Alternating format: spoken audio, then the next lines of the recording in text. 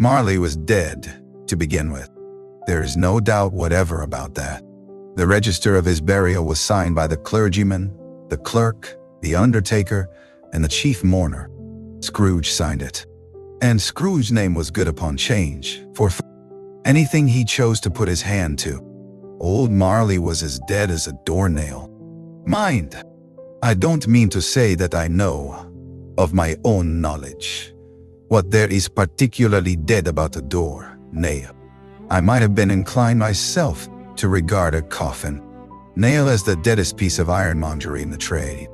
But the wisdom of our ancestors is in the simile, and my unhallowed hands shall not disturb it, or the country's done for. You will therefore permit me to repeat emphatically that Marley was as dead as a doornail. Scrooge knew he was dead.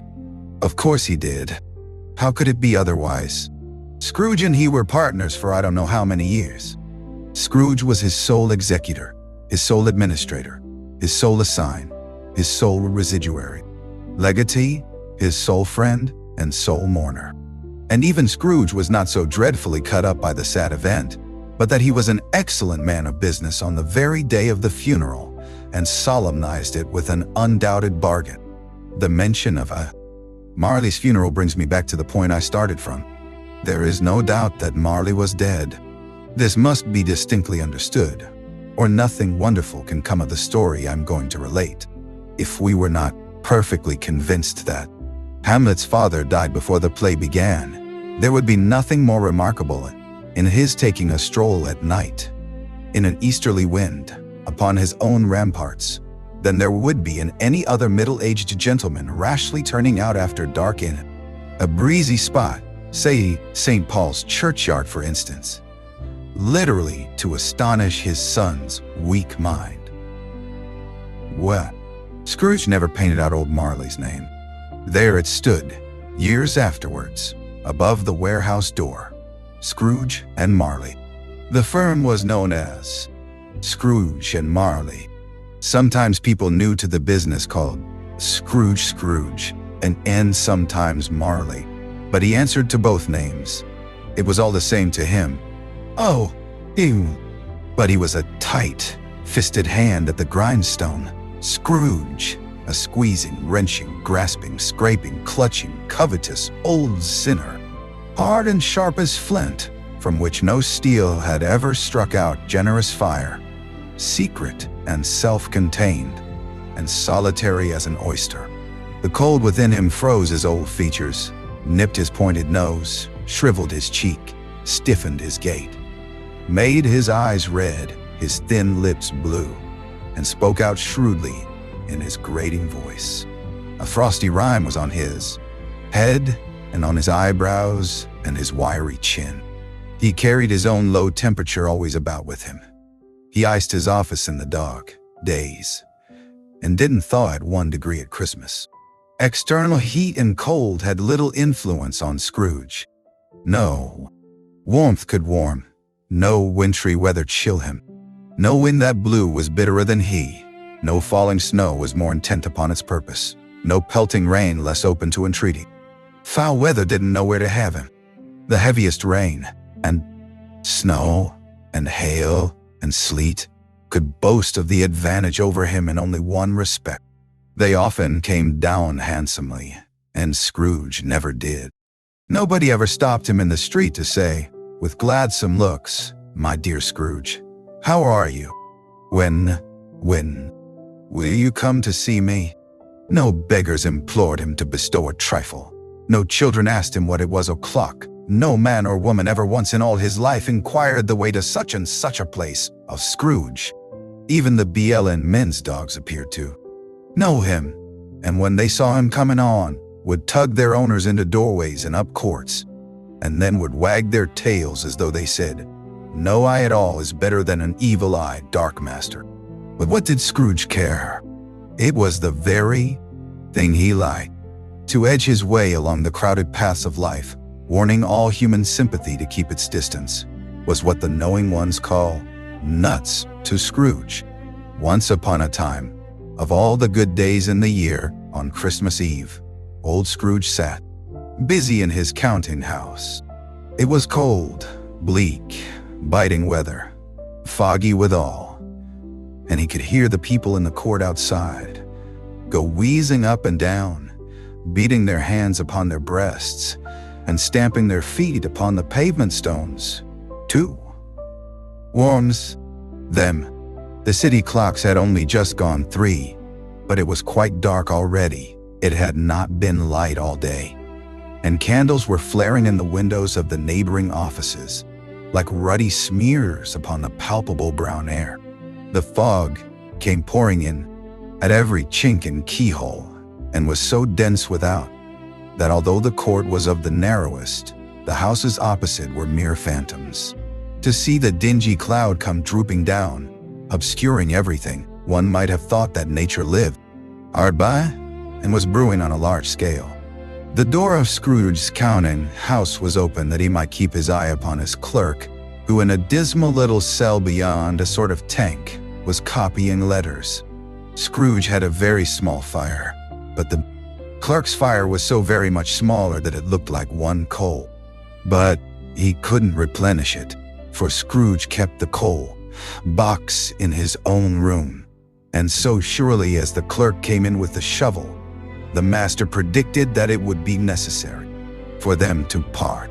Wherefore the clerk put on his white comforter and tried to warm himself at the candle, in which effort, not being a man of a strong imagination, he failed. "A Merry Christmas, Uncle! God save you!" cried a cheerful voice. It was the voice of Scrooge's nephew, who came upon him so quickly that this was the first intimation he had of his approach. "Bah!" said Scrooge. "Humbug!" He had so heated himself with rapid walking in the fog and frost. This nephew of Scrooge, he was all in a glow. His face was ruddy and handsome. His eyes sparkled, and his breath smoked again. "Christmas a humbug, Uncle," said Scrooge's nephew. "You don't mean that, I'm sure." "I do," said Scrooge. "Merry Christmas. What right have you to be merry? What reason have you to be merry? You're poor enough." "Come then," returned the nephew gaily. "What right have you to be dismal? What reason have you to be morose? You're rich enough." Scrooge, having no better answer ready on the spur of the moment, said, "Bah!" again, and followed it up with humbug. "Don't be cross, Uncle," said the nephew. "What else can I be?" returned the uncle, "when I live in such a world of fools as this? Merry Christmas! Out upon Merry Christmas! What's Christmas time to you but a time for paying bills without money? A time for finding yourself a year older, but not an hour richer? A time for balancing your books and having every item in them through a round dozen of months presented dead against you? If I could work my will," said Scrooge indignantly, "every idiot who goes about with Merry Christmas on his lips should be boiled with his own pudding and buried with a stake of holly through his heart. He should." "Uncle!" pleaded the nephew. "Nephew," returned the uncle sternly, "keep Christmas in your own way and let me keep it in mine." "Keep it," repeated Scrooge's nephew, "but you don't keep it." "Let me leave it alone then," said Scrooge. "Much good may it do you, much good it has ever done you. There are many things from which I might have derived good, by which I have not profited, I dare say," returned the nephew. "Christmas among the rest. But I am sure I have always thought of Christmas time, when it has come round, apart from the veneration due to its sacred name and origin, if anything belonging to it can be. Apart from that, as a good time, a kind, forgiving, charitable, pleasant time, the only time I know of, in the long calendar of the year, when men and women seem by one consent to open their shut-up hearts freely, and to think of people below them, as if they really were fellow passengers to the grave, and not another race of creatures bound on other journeys. And therefore, Uncle, though it has never put a scrap of gold or silver in my pocket, I believe that it has done me good, and will do me good, and I say, God bless it." The clerk in the tank involuntarily applauded. Becoming immediately sensible of the impropriety, he poked the fire, and extinguished the last frail spark forever. "Let me hear another sound from you," said Scrooge, "and you'll keep your Christmas by losing your situation. You're quite a powerful speaker, sir," he added, turning to his nephew. "I wonder you don't go into Parliament. Don't be angry, Uncle. Come, dine with us tomorrow." Scrooge said that he would see him.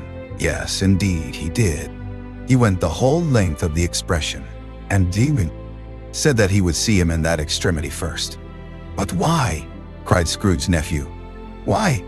Why did you get married?" said Scrooge. "Because I fell in love."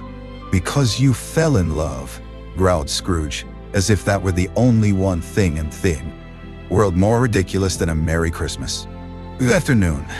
Nay, Uncle, but you never came to see me before that happened. Why give it as a reason for not coming now?" "Good afternoon," said Scrooge. "I want nothing from you. I ask nothing of you. Why cannot we be friends?" "Good afternoon," said Scrooge. "I am sorry with all my heart to find you so resolute. We have never had any quarrel, to which I have been a party, but I have made the trial in homage to Christmas, and I'll keep my Christmas humor to the last. So, Merry Christmas, Uncle." "Good afternoon," said Scrooge. "And a Happy New Year." "Good afternoon," said Scrooge. His nephew left the room without an angry word, notwithstanding.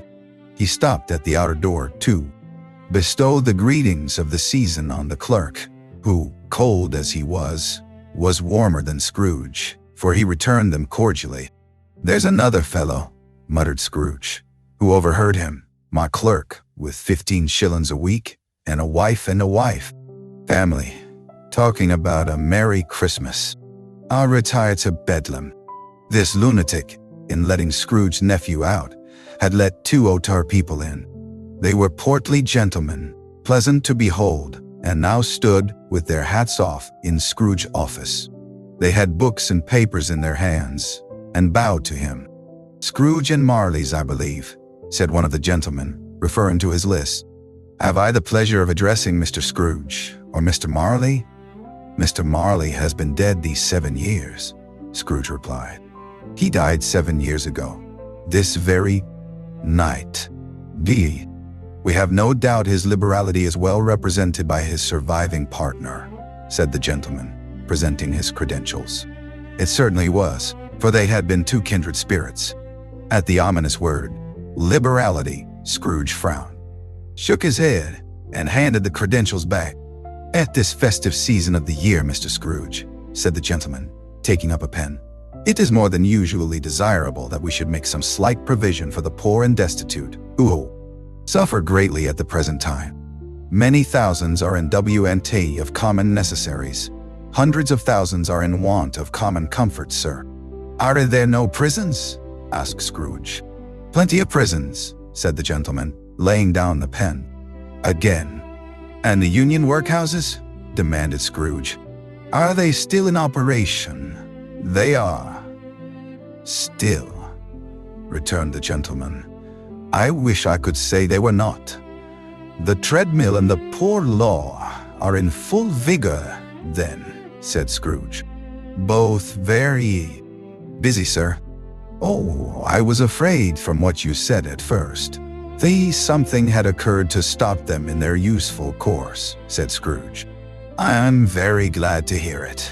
Under the impression that they scarcely furnish Christian cheer of mind or body to the multitude," returned the gentleman. "A few of us are endeavoring to raise a fund to buy the poor some meat and drink and means of warmth. We choose this time because it is a time, of all others, when want is keenly felt and abundance rejoices. What shall I put you down for?" "Nothing," Scrooge replied. "You wish to be anonymous?" "I wish to be left alone," said Scrooge. "Since you ask me what I wish, gentlemen, that is my answer. I don't make merry myself at Christmas, and I can't afford to make idle people merry. I help to support the establishments I have mentioned. They cost enough, and those who are badly off must go there. Many can't go there, and many would rather die. If they would rather die, said Scrooge. "They had better do it and decrease the surplus population. Besides, excuse me, I don't care now that, but you might know it," observed the gentleman. "It's not my business," Scrooge returned. "It's enough for a man to understand his own business and not to interfere with other people's. Mine occupies me constantly. Good afternoon, gentlemen." Seeing clearly that it would be useless to pursue their point, the gentleman withdrew. Scrooge resumed his labors with an improved opinion of himself, and in a more facetious temper than was usual with him. Meanwhile, the fog and darkness thickened so that people ran about with flaring links, proffering their services to go before horses in carriages and conduct them on their way. The ancient tower of a church, whose gruff old bell was always peeping slily down at Scrooge out of a Gothic window in the wall, became invisible and struck the hours and quarters in the clouds, with tremulous vibrations afterwards, as if its teeth were chattering in its teeth. Frozen head up there, the cold became intense. In the main Star E, at the corner of the court, some laborers were repairing the gas pipes, and had lighted a great fire in a brazier, round which a party of ragged men and boys were gathered, warming their hands and winking their eyes before the blaze in rapture. The water plug being left in solitude, its overflowing sullenly congealed and turned to misanthropic ice. The brightness of the shops where holly sprigs and berries crackled in the lamp heat of the windows made pale faces ruddy as they passed. Poulterers' and degrocers' trades became a splendid joke, a glorious pageant, with which it was next to impossible to believe that such dull principles as bargain and sale had anything to do. The Lord Mayor, in the stronghold of the mighty mansion house, gave orders to hire 50 cooks and butlers to keep Christmas as a Lord Mayor's household should, and even the little tailor, whom he had fined 5 shillings on the previous Monday for being drunk and bloodthirsty in the streets, stirred up to morrow's pudding in his garret, while his lean wife and the baby sallied out to buy the beef. Foggier yet, and colder, piercing, searching, biting cold. If the good St. Dunstan had but nipped the evil spirit's nose with a touch of such weather as that, instead of using his familiar weapons, then indeed he would have roared to lusty purpose. The owner of one scant young nose, gnawed and mumbled by the hungry cold as bones are gnawed by dogs, stooped down at Scrooge's keyhole to regale him with a Christmas carol. But at the first sound of "God bless you, merry gentlemen, may nothing you dismay," Scrooge seized the ruler with such energy of action that the singer fled in terror, leaving the keyhole to the fog and even more congenial frost. At length, the hour of shutting up the counting-house arrived. With an ill will, Scrooge dismounted from his stool and tacitly admitted the fact to the expectant clerk in the tank, who instantly snuffed his candle out and put on his hat. "You'll want all day tomorrow, I suppose," said Scrooge. "If quite convenient, sir." "It's not convenient," said Scrooge. "And it's not fair. If I was to stop half a crown for it, you'd think yourself ill-used, I'll be bound." The clerk smiled faintly. "And yet," said Scrooge, "you don't think me ill-used when I pay a day's wages for no work." The clerk observed that it was only once a year. "A poor excuse for picking a man's pocket every 25th of December," said Scrooge, buttoning his great coat to the chin. "But I suppose you must have the whole day. Be here all the earlier." Next morning, the clerk promised that he would, and Scrooge walked out with a growl. The office was closed in a twinkling, and the clerk, with the long ends of his white comforter dangling below his waist, for he boasted no great coat, went down a slide on Cornhill, at the end of a lane of boys, 20 times, in honor of its being Christmas Eve, and then ran home to Camden Town, as hard as he could pelt, to play at blindman's buff. Scrooge took his melancholy dinner in his usual melancholy tavern, and having read all the newspapers and beguiled the rest of the evening with his banker's book, went home to bed. He lived in chambers which had once belonged to his deceased partner. They were a gloomy suite of rooms, in a lowering pile of building up a yard, where it had so little business to be that one could scarcely help fancying it must have run there when it was a young house, playing at hide and seek with other houses, and forgotten the way out again. It was old enough now, and dreary enough, for nobody lived in it but Scrooge, the other rooms being all let out as offices. The yard was so dark that even Scrooge, who knew its every stone, was fain to grope with his hands. The fog and frost so hung about the black, old gateway of the house that it seemed as if the genius of the weather sat in mournful meditation on the threshold. Now, it is a fact that there was nothing at all particular about the knocker on the door, except that it was very large. It is also a fact that Scrooge had seen it night and morning during his whole residence in that place. Also that Scrooge had as little of what is called fancy about him as any man in the city of London, even including, which is a bold word, the corporation, aldermen, and livery. Let it also be borne in mind that Scrooge had not bestowed one thought on Marley since his last mention of his 7 years dead partner that afternoon. And then let any man explain to me, if he can, how it happened that Scrooge, having his key in the lock of the door, saw in a knocker, without its undergoing any intermediate process of change, not a knocker, but Marley's face. Marley's face.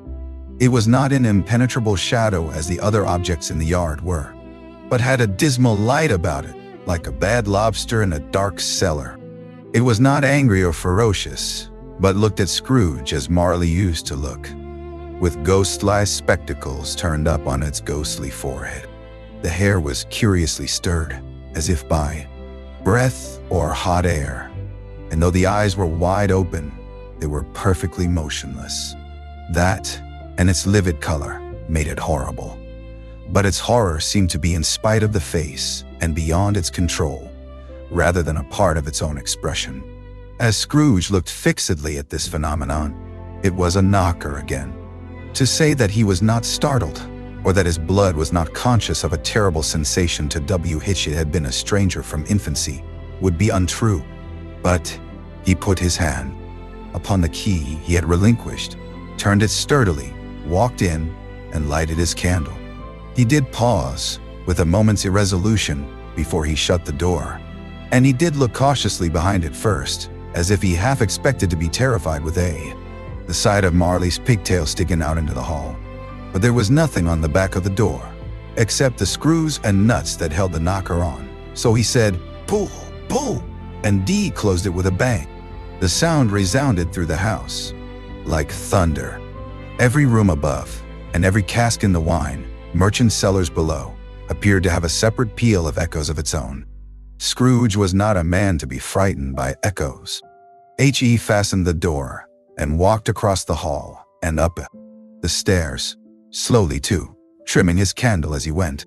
You may talk vaguely about driving a coach and six up a good old flight of stairs, or through a bad young Act of Parliament, but I mean to say you might have got a hearse up that staircase, and taken it broadwise, with the splinter bar towards the wall, and the door towards the balustrades, and done it easy. There was plenty of width for that, and room to spare, which is perhaps the reason why Scrooge thought he saw a locomotive hearse going on before him in the gloom. Half a dozen gas lamps out of the street wouldn't have lighted the entry too well, so you may suppose that it was pretty dark with Scrooge's dip. Up Scrooge went, not caring a button for that. Darkness is cheap, and Scrooge liked it. But before he shut his heavy door, he walked through his rooms to see that all was right. He had just enough recollection of the face to desire to do that. Sitting room, bedroom, lumber room, gone.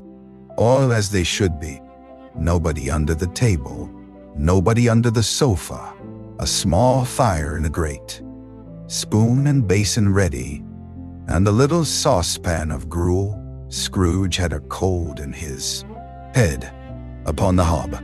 Nobody under the bed, nobody in the closet, nobody in his dressing gown, which was hanging up in a suspicious attitude against the wall.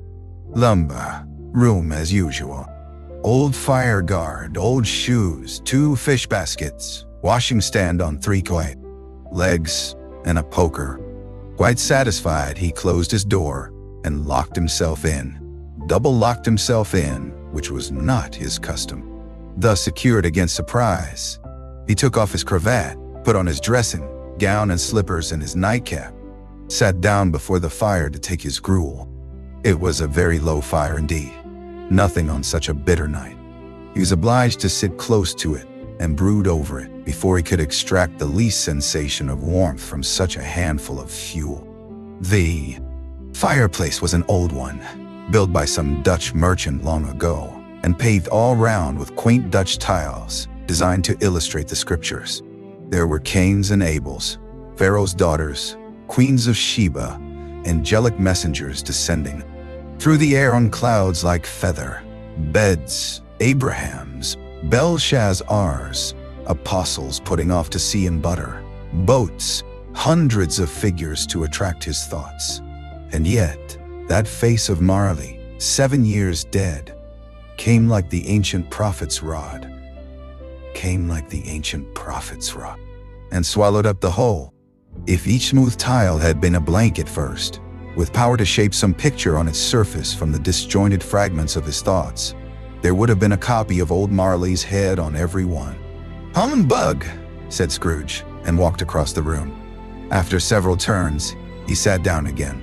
As he threw his head back in the chair, his glance happened to rest upon a bell, a disused bell, that hung in the room and communicated for some purpose, now forgotten, with a chamber in the highest story of the building.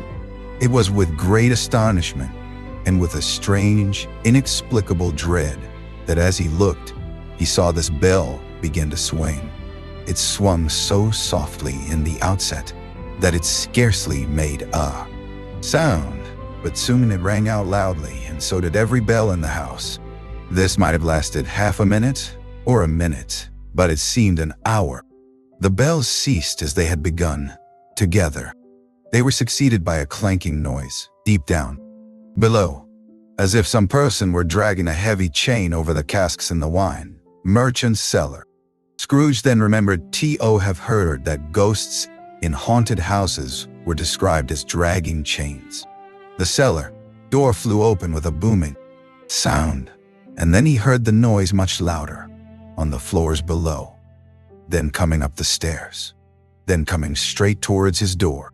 "It's humbug still," said Scrooge. "I won't believe it." His color changed, though, when, without a pause, it came on through the heavy door and passed into the room before his eyes. Upon its coming in, the dying flame leaped up, as though it cried, "I know him, Marley's ghost," and fell again. The same face, the very same. Marley in his pigtail, usual, waistcoat, tights, and boots. The tassels on the latter bristling like his pigtail and his coat's skirts, and the hair upon his head. The chain he drew was clasped about his middle.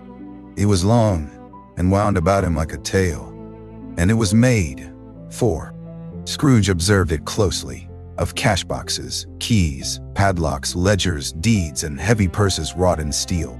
His body was transparent, so that Scrooge, observing him and looking through his waistcoat, could see the 2 buttons on his coat behind.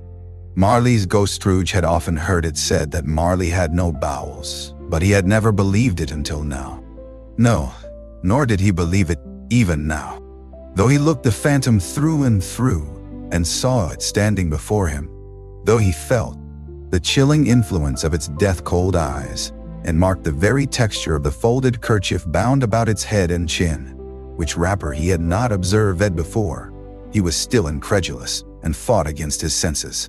"How now?" said Scrooge, caustic and cold as ever. "What do you want with me?" "Much." Marley's voice, no doubt about it. "Who are you?" "Ask me who I was." "Who were you then?" said Scrooge, raising his voice. "You're particular for a shade," he was going to say, "to a shade," but substituted this as more appropriate. "In life I was your partner, Jacob Marley." Can you sit down?"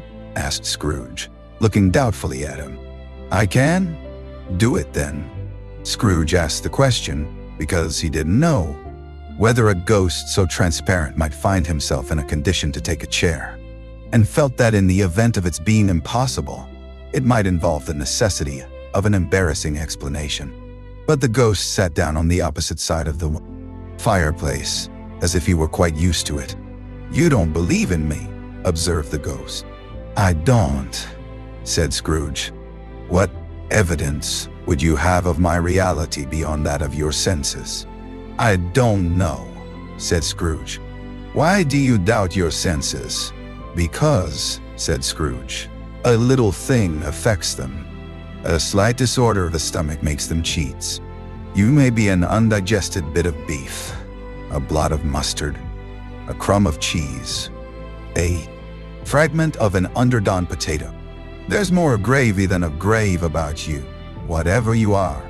Scrooge was not much in the habit of cracking jokes, nor did he feel in his heart by any means waggish then. The truth is that he tried to be smart as a means of distracting his own attention and keeping down his terror, for the specter's voice disturbed the very marrow in his bones. To sit staring at those fixed glazed eyes in silence for a moment would play, Scrooge felt, the very deuce with him. There was something very awful, too, in the specter's being provided with an infernal atmosphere of its own. Scrooge could not feel it himself, but this was clearly the case, for though the ghost sat perfectly motionless, its hair and skirts and tassels were still agitated as by the hot vapor from an oven. "You see this toothpick?" said Scrooge, returning quickly to the charge, for the reason just assigned, and wishing, though it were only for a second, to divert the vision's stony gaze from himself. "I do," replied the ghost. "You are not looking at it," said Scrooge. "But I see it," said the ghost, notwithstanding.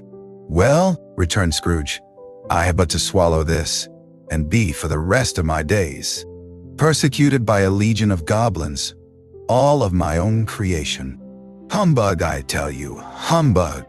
At this the spirit raised a frightful cry and shook its chain with such a dismal and appalling noise that Scrooge held on tight to his chair to save himself from falling in a swoon.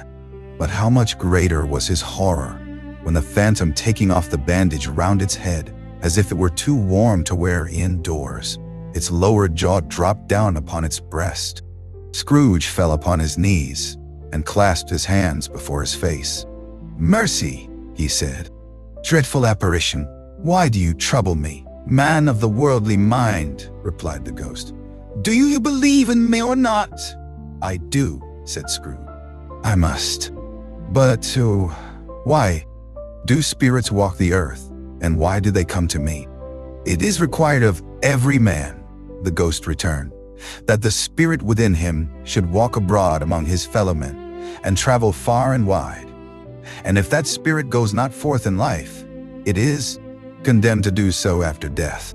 It is doomed to wander through the world, oh woe is me, and witness what it cannot share, but might have shared on earth, and turn to happiness."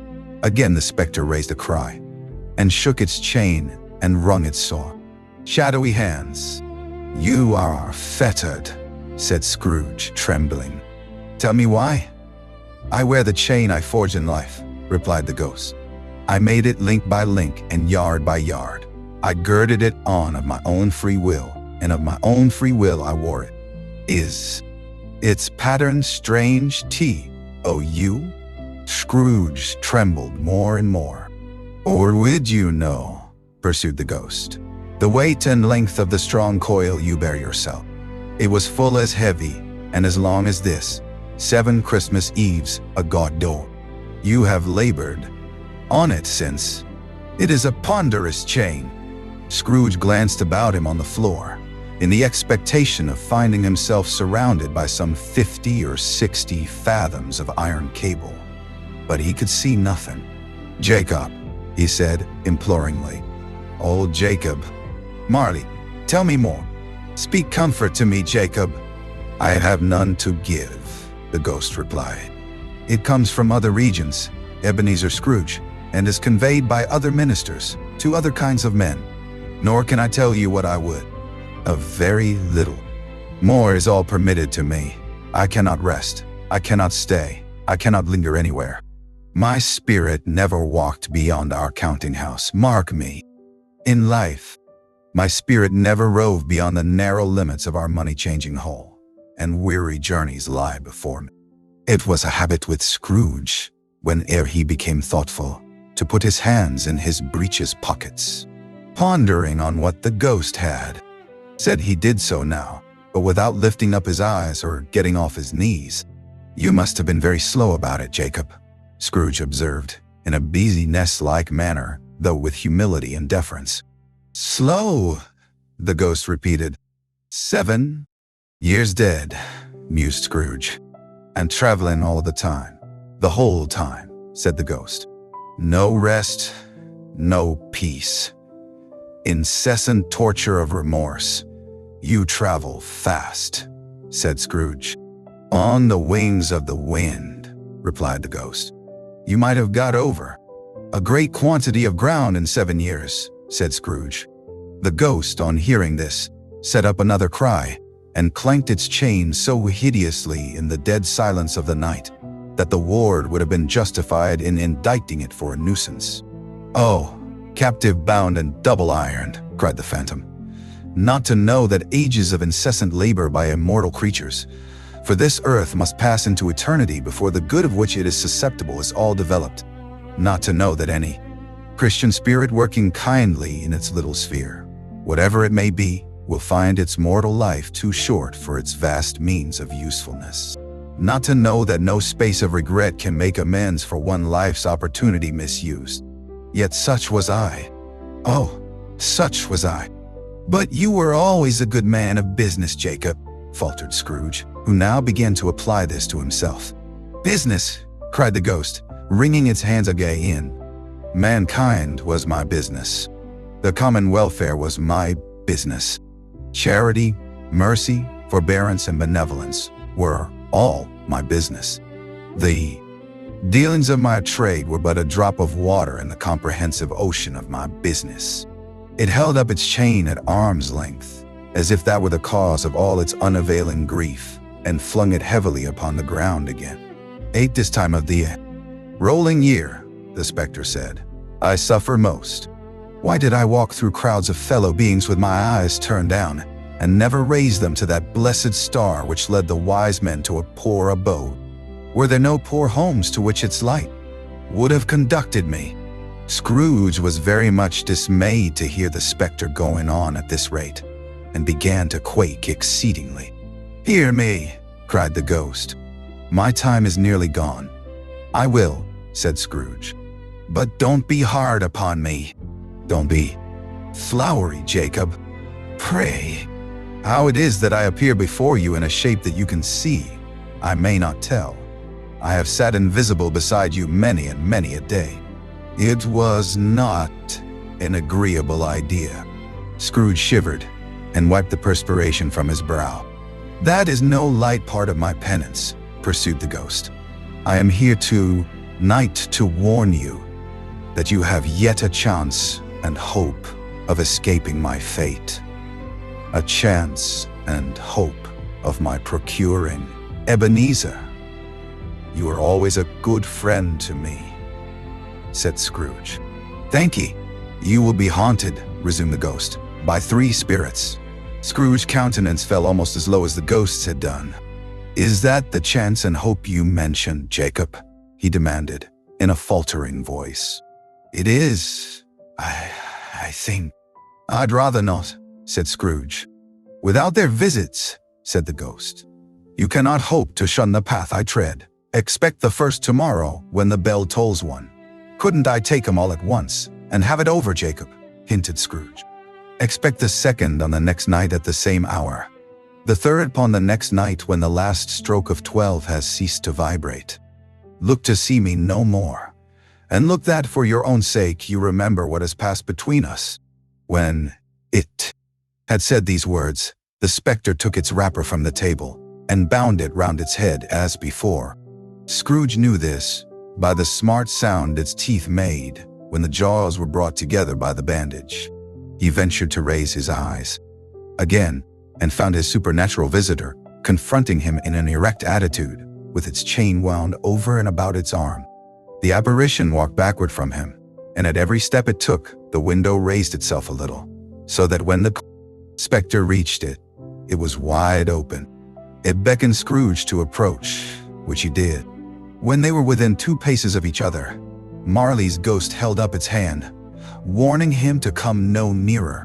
Scrooge stopped, not so much in obedience as in surprise and fear, for on the raising of the hand, he became sensible of confused noises in the air, incoherent sounds of lamentation and regret, wailings inexpressibly sorrowful and self-accusatory.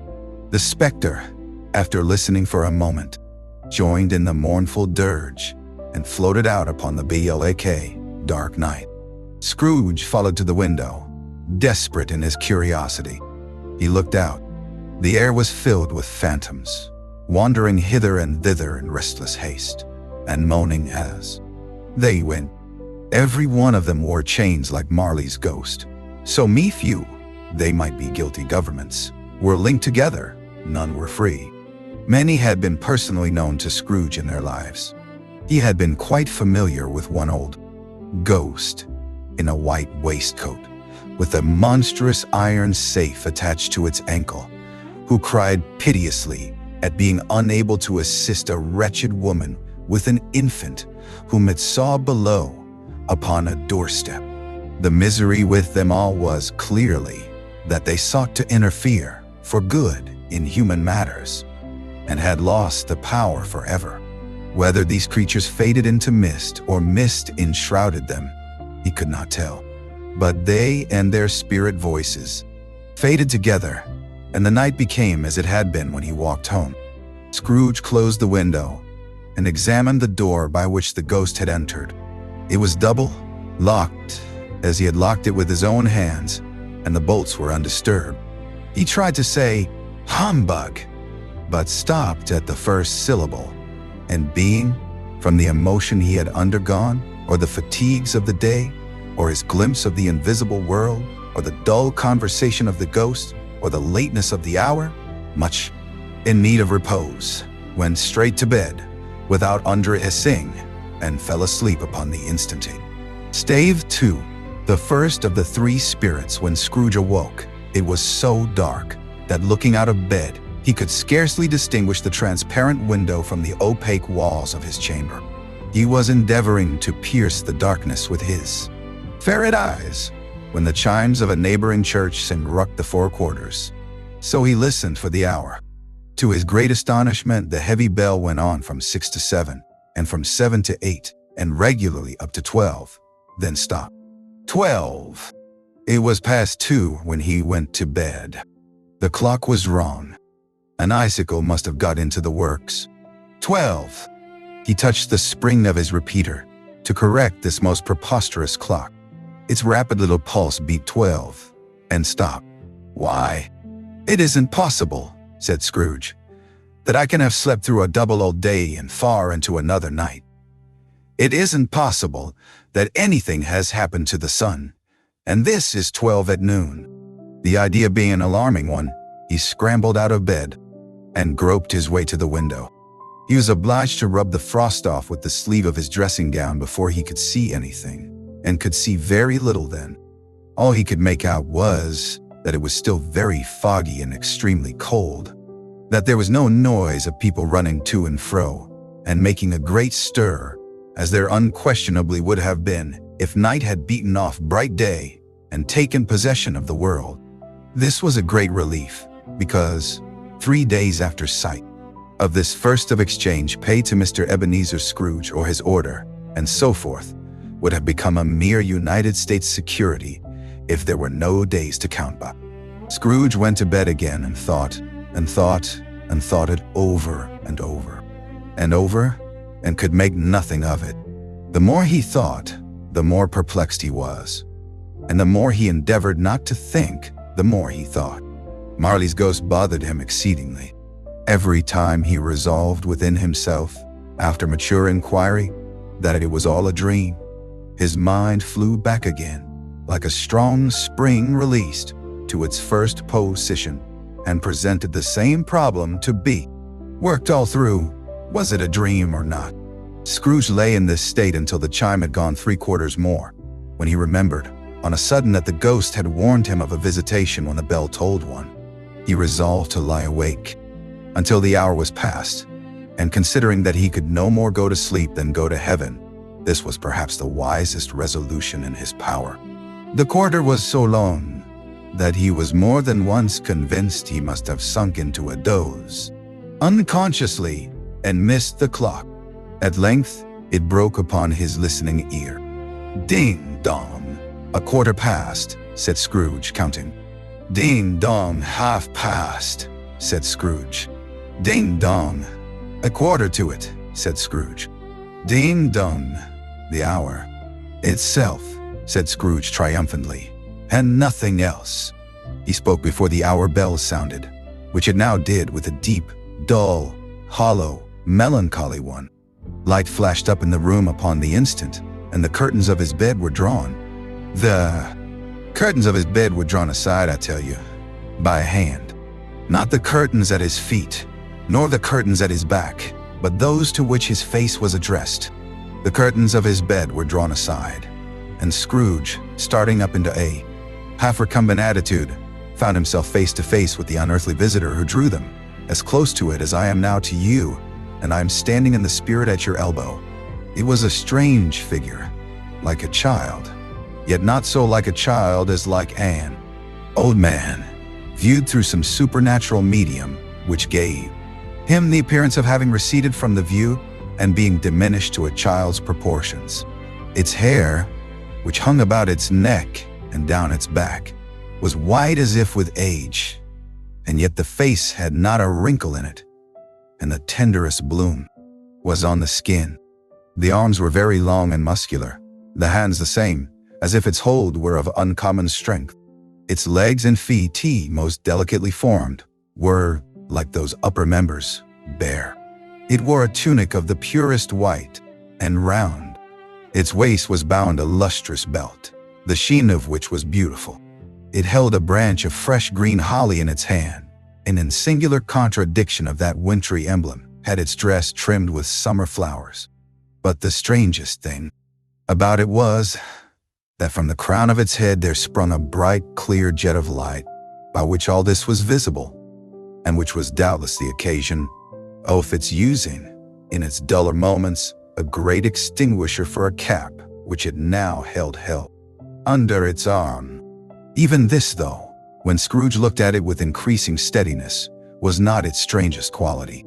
For as its belt sparkled and glittered now in one part, and now in another, and what was light one instant, at another time, was dark, so the figure itself fluctuated in its distinctness, being now a thing with one arm, now with one leg, now with 20 legs, now a pair of legs without a head, now a head without a body, of which dissolving parts no outline would be visible, in the dense gloom wherein they melted away. And in the very wonder of this, it would be itself again, distinct and clear as ever. "Are you the spirit, sir, whose coming was foretold to me?" asked Scrooge. "I am." The voice was soft and gentle, singularly low, as if instead of being so close beside him, it were at a distance. "Who, and what are you?" Scrooge demanded.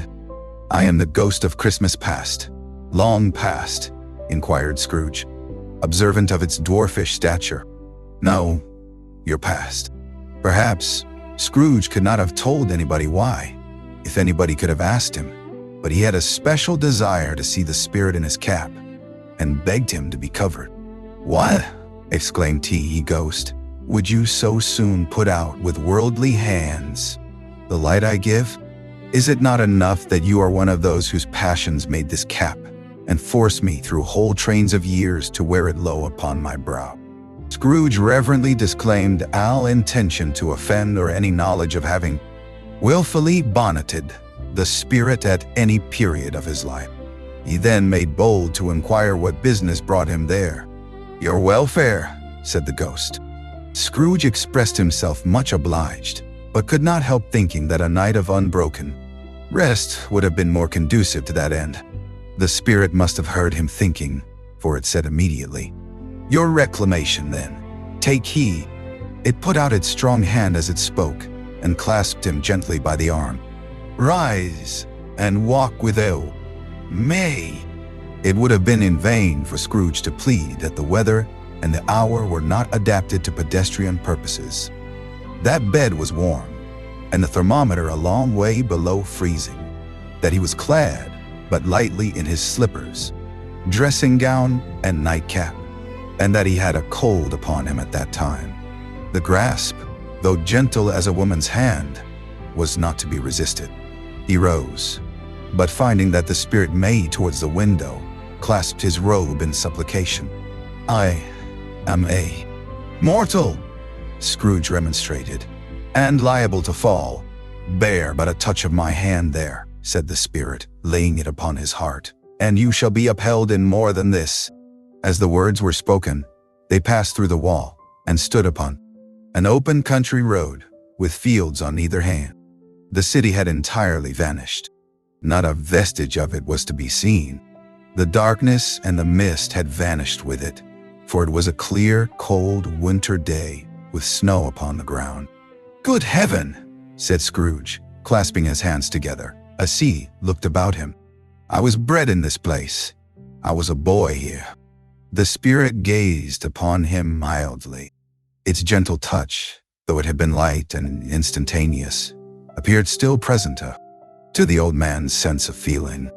He was conscious of 1,000 odors floating in the air, each one connected with 1,000 thoughts and hopes and joys and cares long, long forgotten.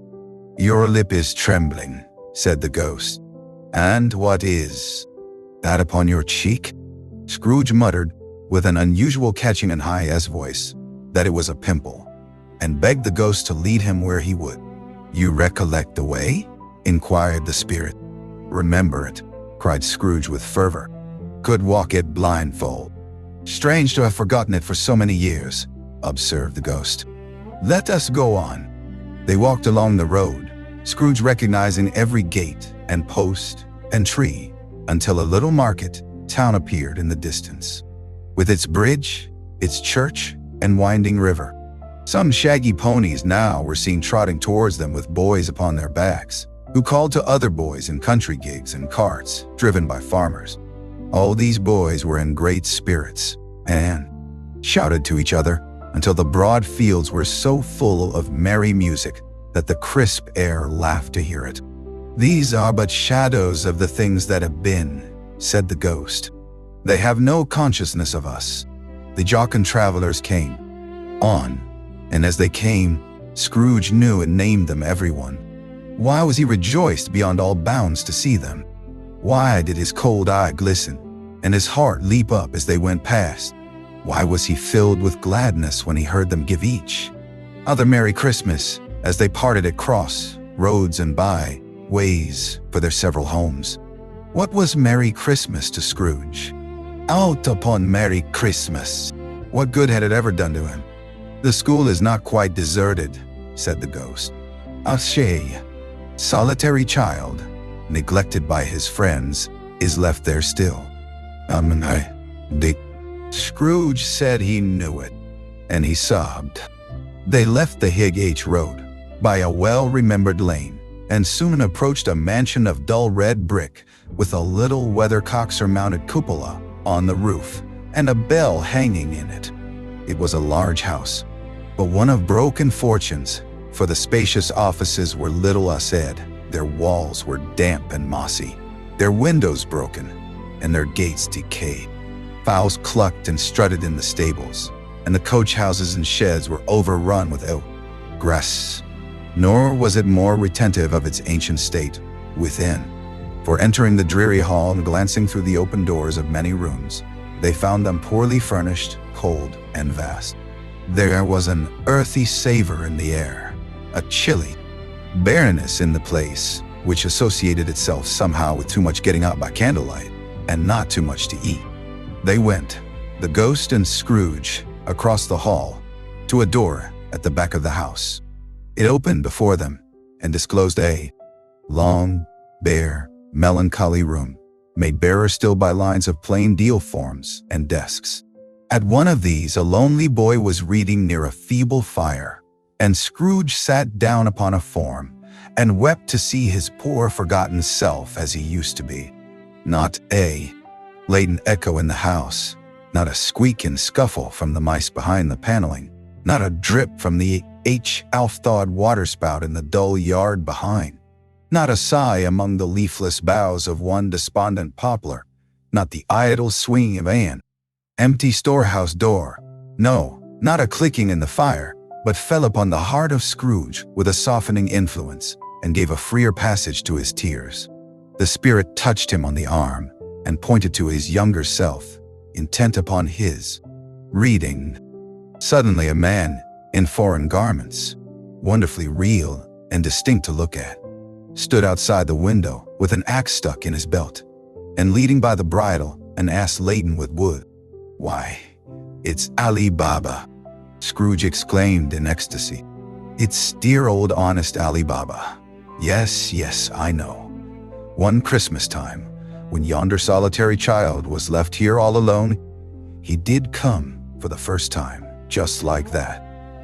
Poor boy." "And Valentine," said Scrooge, and his wild-eyed brother, Orson. "There they go. And what's his name who was put down in his drawers, asleep, at the gate of Damascus? Don't you see him? And the Sultan's groom turned upside down by the genie. There he is upon his head. Serve him right. I'm glad of it at all." What business had he to be married to the princess? To hear Scrooge expending all the earnestness of his nature on such subjects in a most extraordinary voice between laughing and crying, and to see his heightened and excited face, would have been a surprise to his business friends in the city indeed. "There's the parrot," cried Scrooge. "Green body and yellow tail, with a thing like a lettuce growing out of the top of his head. There he is. Poor Robin Crusoe," he called him, when he came home again after sailing around the island. "Poor Robin Crusoe. Where have you been, Robin Crusoe?" The man thought he was dreaming, but he wasn't. It was the parrot, you know. There goes Friday, running for his life to the little creek. "Hallo! Whoop! Halloo!" Then, with a rapidity of transition very foreign to his usual character, he said, in pity for his former self, "Poor boy," and cried again. "I wish," Scrooge muttered, putting his hand in his pocket and looking about him, after drying his eyes with his cuff. "But it's too late now." "What is the matter?" asked the spirit. "Nothing," said Scrooge. "Nothing. There was a boy singing a Christmas carol at my door last night. I should like to have given him something. That's all." The ghost smiled thoughtfully and waved its hand, saying as it did so, "Let us see another Christmas." Scrooge's former self grew larger at the words, and the room became a little darker and more dirty. The panels shrunk, the windows cracked. Fragments of plaster fell out of the ceiling, and the naked laths were shown instead.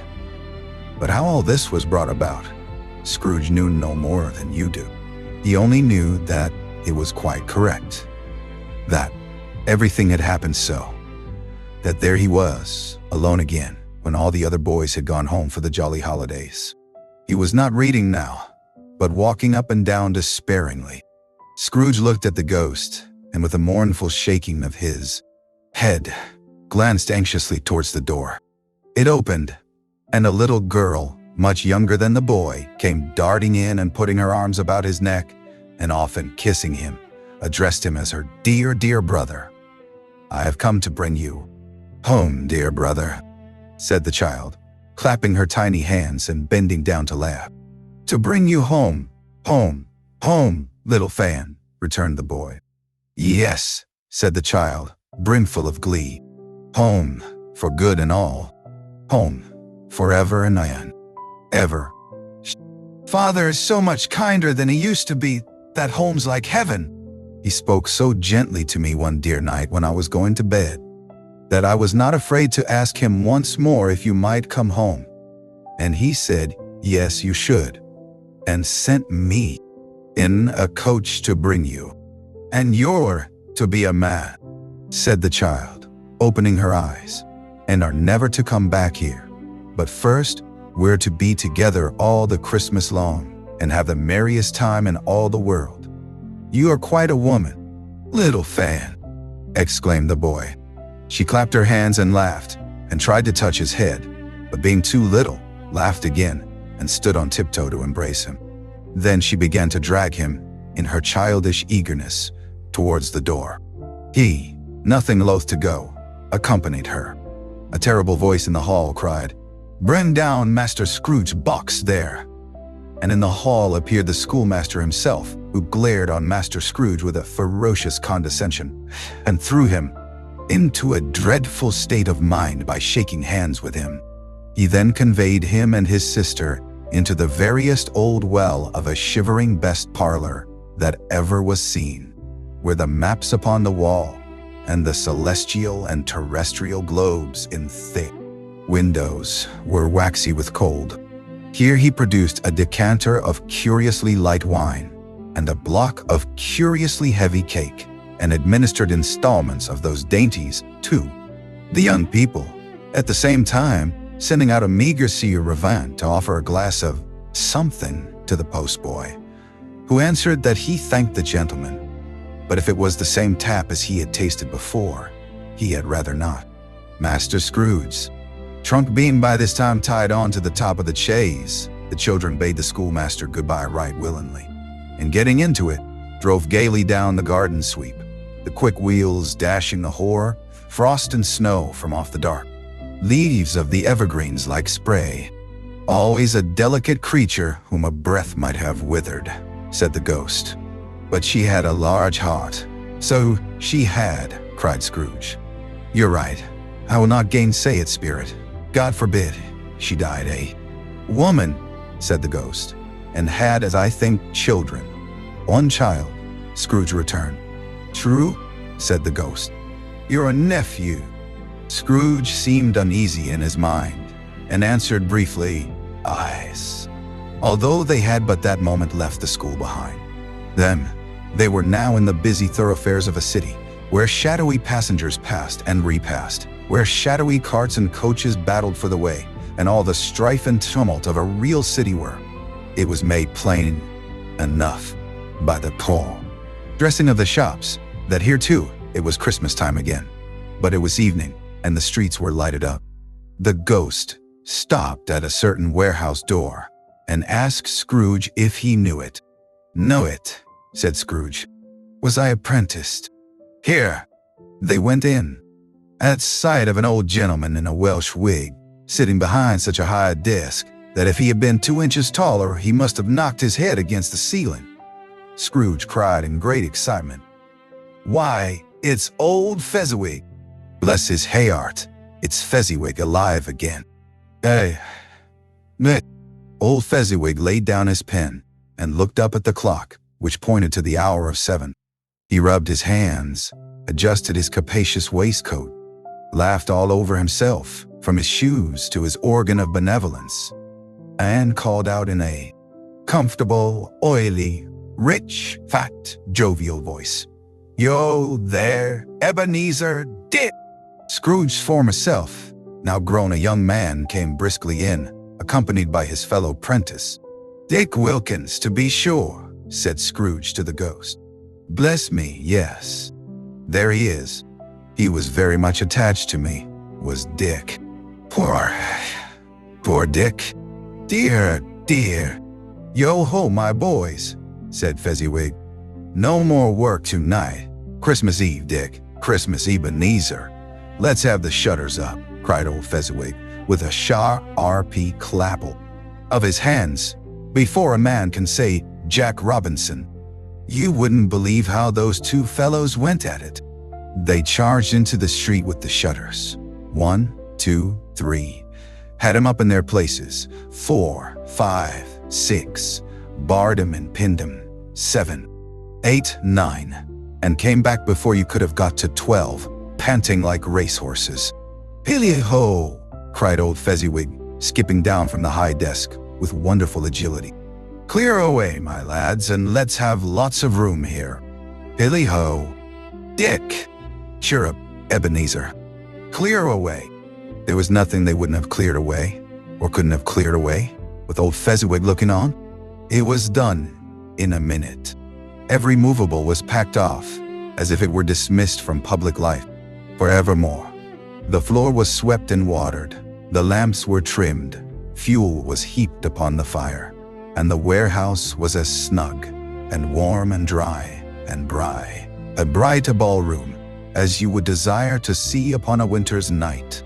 In came a fiddler with a music book, and went up to the lofty desk and made an orchestra of it, and tuned like 50 stomach aches.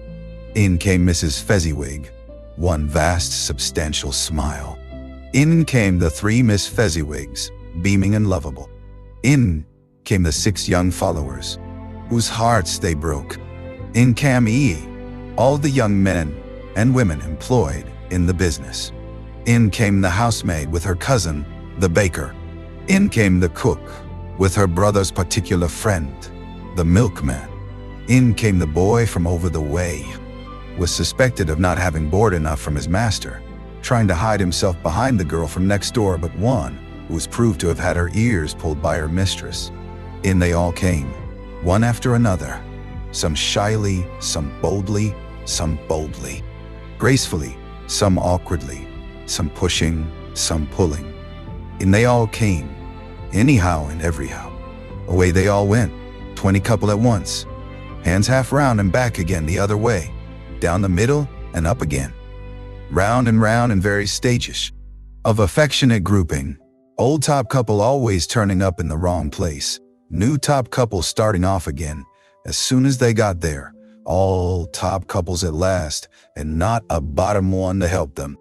When this result was brought about, old Fezziwig, clapping his hands to stop the dance, cried out, "Well done!"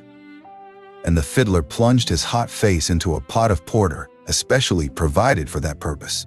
But scorning rest, upon his reappearance, he instantly began again.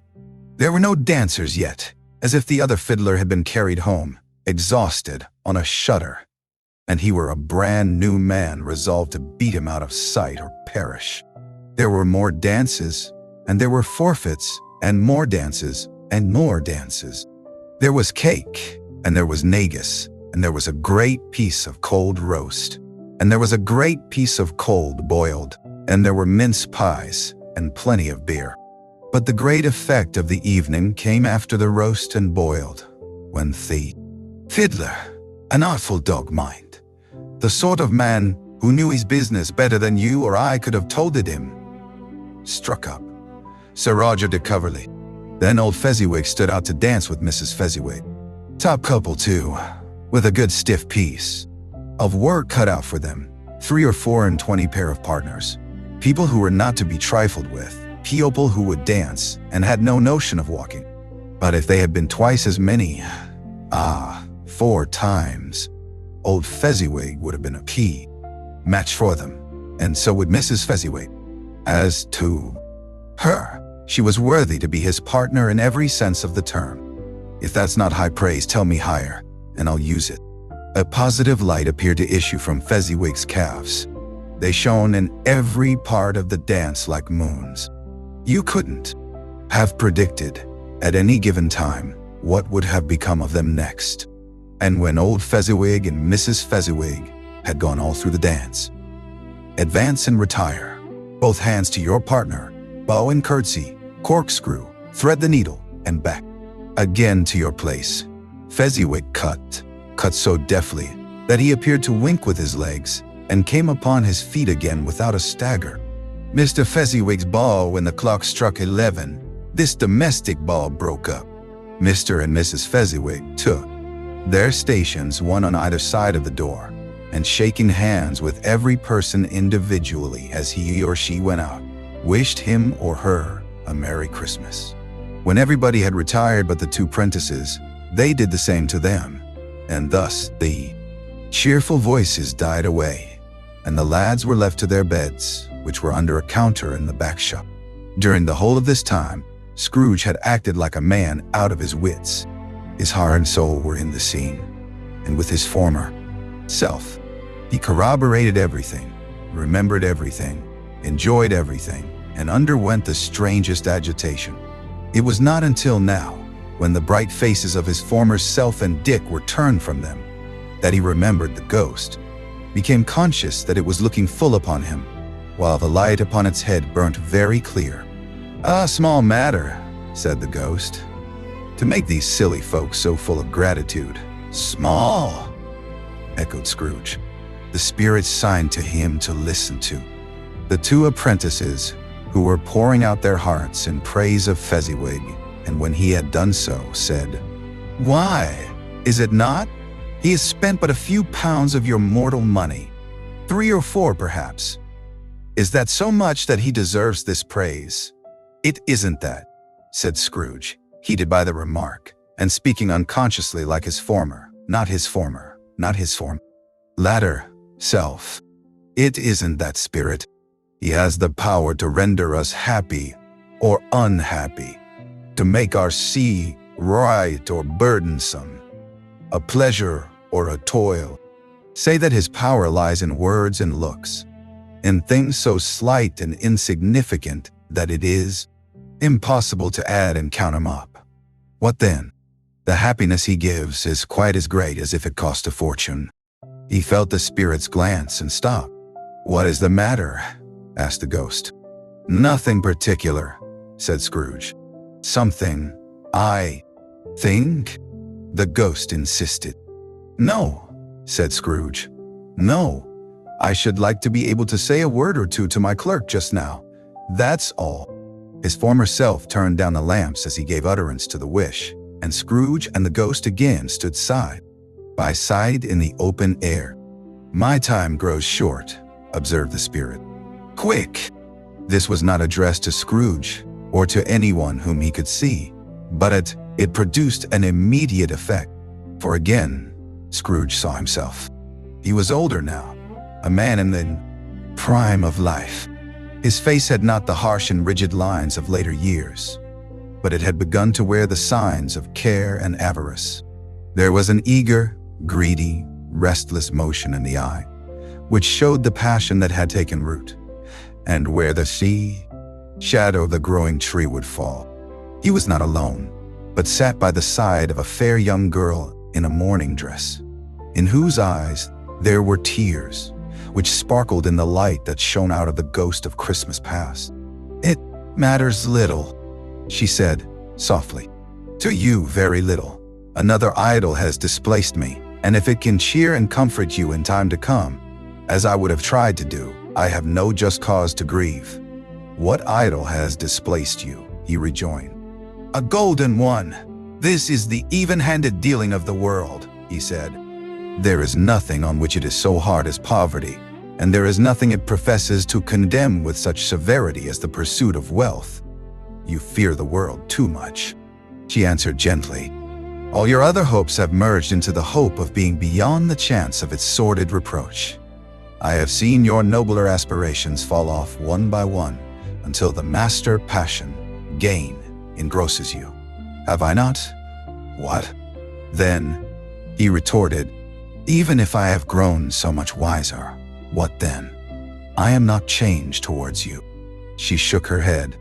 "Am I? Our contract is an old one. It was made when we were both poor and content to be so, until in good season we could improve our worldly fortune by our patient industry. You are changed. When it was made, you were another man." "I was a boy," he said impatiently. "Your own feeling tells you that you are not what you are," she returned. "I am that which promised. Happiness when we were one in heart is fraught with misery now that we are two. How often and how keenly I have thought of this, I will not say. It is enough that I have thought of it and can release you. Have I sought release? In words? No, never. In what then?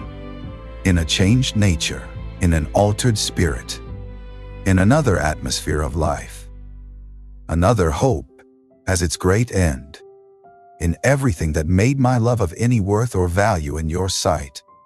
If this had never been between us, said the girl, looking mildly, but with steadiness, upon him, tell me, would you seek me out and try to win me now? Ah, no. He seemed to yield to the justice of this supposition, in spite of himself. But he said with a struggle, you think not. I would gladly think otherwise if I could, she answered. Heaven knows. When I have learned a truth like this, I know how strong and irresistible it must be.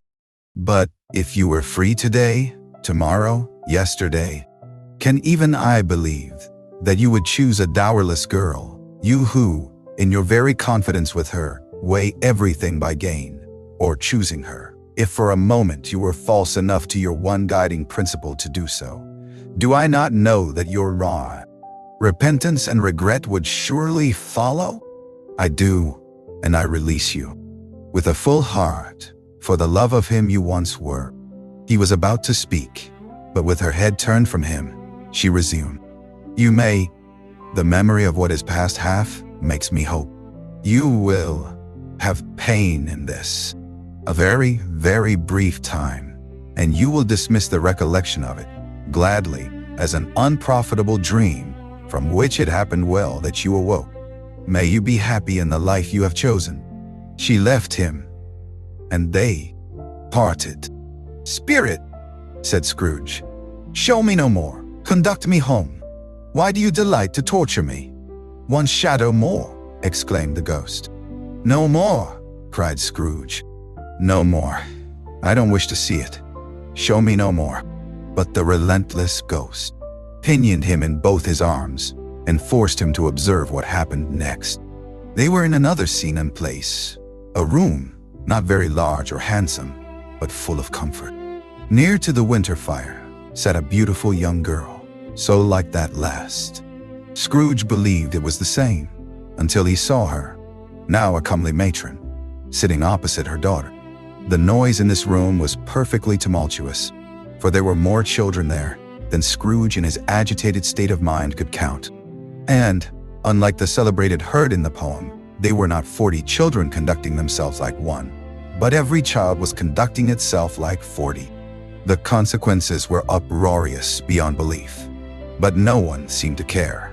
On the contrary, the mother and daughter laughed heartily and enjoyed it very much, and the latter, soon beginning to mingle in the sports, got pillaged by the young brigands most ruthlessly. What would I not have given to be one of them? Though I never could have been so rude. No, no. I wouldn't for the wealth of all the world have crushed that braided hair and torn it down. And for the precious little shoe, I wouldn't have plucked it off, God bless my soul, to save my life.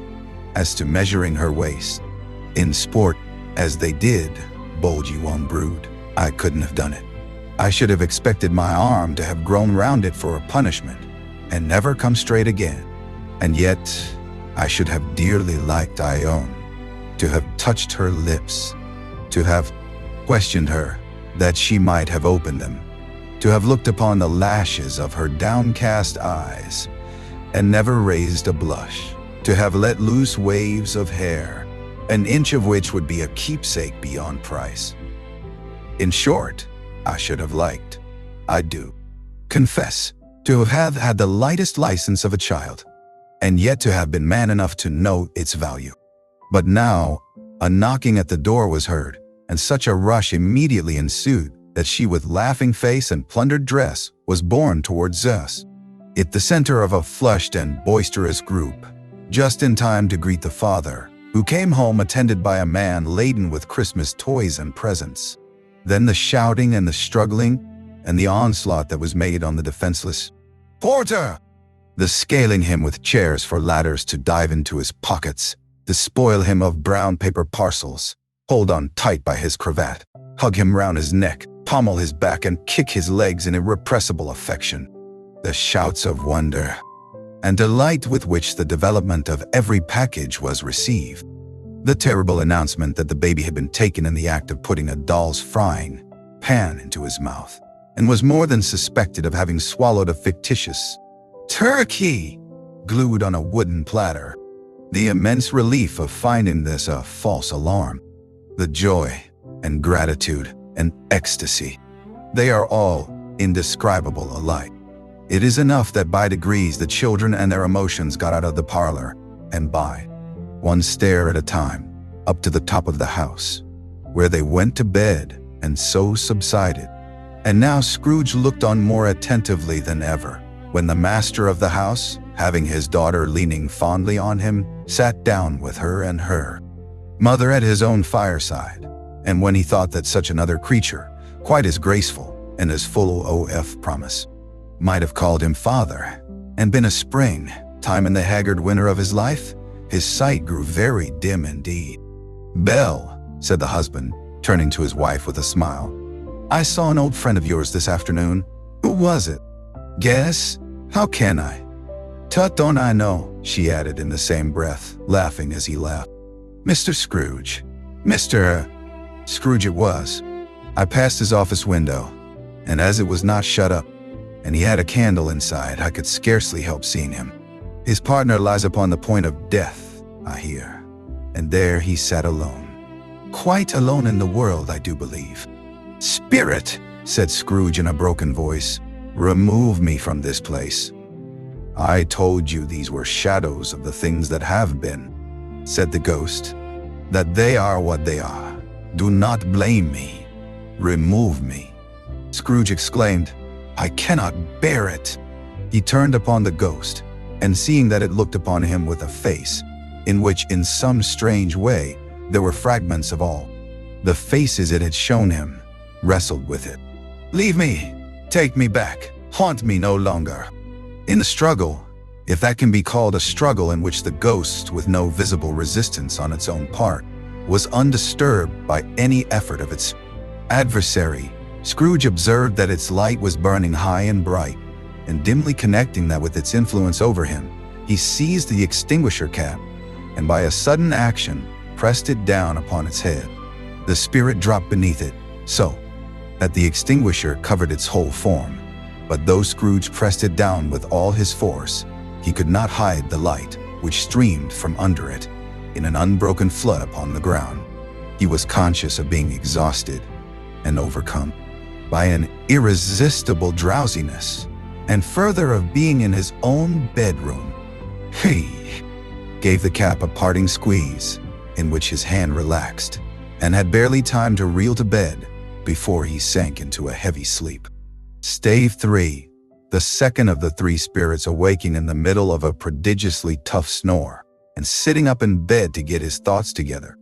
Scrooge had no occasion to be told that the bell was again upon the stroke of 1.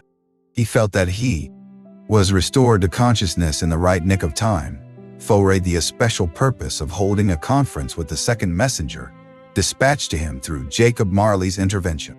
But, finding that he turned uncomfortably cold when he began to wonder which of his curtains this new spectre would draw back, he put them every one aside with his own hands, and lying down again, established a sharp lookout all round the bed.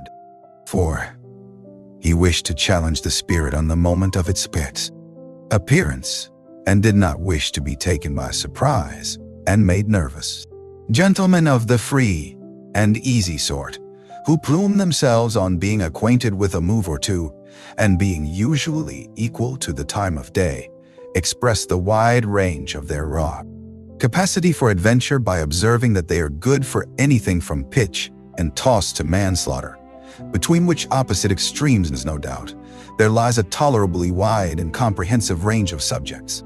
Without venturing for Scrooge quite as heartily as this, I don't mind calling on you to believe that he was ready for a good broad field of strange appearances, and that nothing between a baby and rhinoceros would have astonished him very much.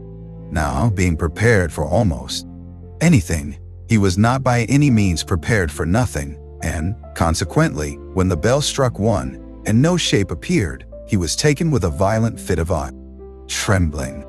5 minutes, 10 minutes, a quarter of an hour went by, yet nothing came. All this time, he lay upon his bed, the very core and center of a blaze of ruddy light, which streamed upon it when the clock proclaimed the hour, and which, being only light, was more alarming than a dozen ghosts, as he was powerless to make out what it meant or would be at, and was sometimes apprehensive that he might be at that very moment an interesting case of spontaneous combustion, without having the consolation of knowing it.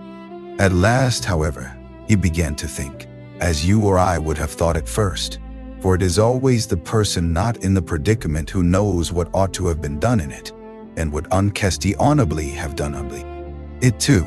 At last, I say, he began to think that the source and secret of this ghostly light might be in the adjoining room, from whence, on further tracing it, it seemed to shine. This idea taking full possession of his mind, he got up softly and shuffled in his slippers to the door. The moment Scrooge's hand was on the lock, a strange voice called him by his name and bade him enter. He obeyed. It was his own room. There was no doubt about that. But it had undergone a surprising transformation. The walls and ceiling were so hung with living green that it looked a perfect grove, from every part of which bright gleaming berries glistened. The crisp leaves of holly, mistletoe, and ivy reflected back the light, as if so many little light mirrors had been scattered there, and such a mighty blaze went roaring up the chimney as that dull petrification of a hearth had never known in Scrooge's time, or Marley's, or for many and many a winter season gone.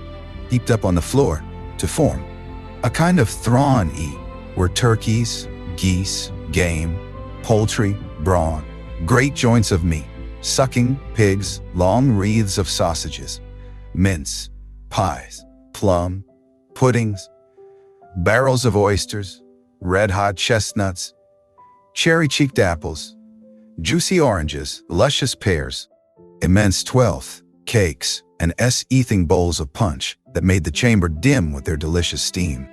In easy state upon this couch, there sat a jolly giant glorious to see, who bore a glowing torch in shape not unlike Plenty's horn, and held it up, high up, to shed its light on Scrooge as he came peeping round the door.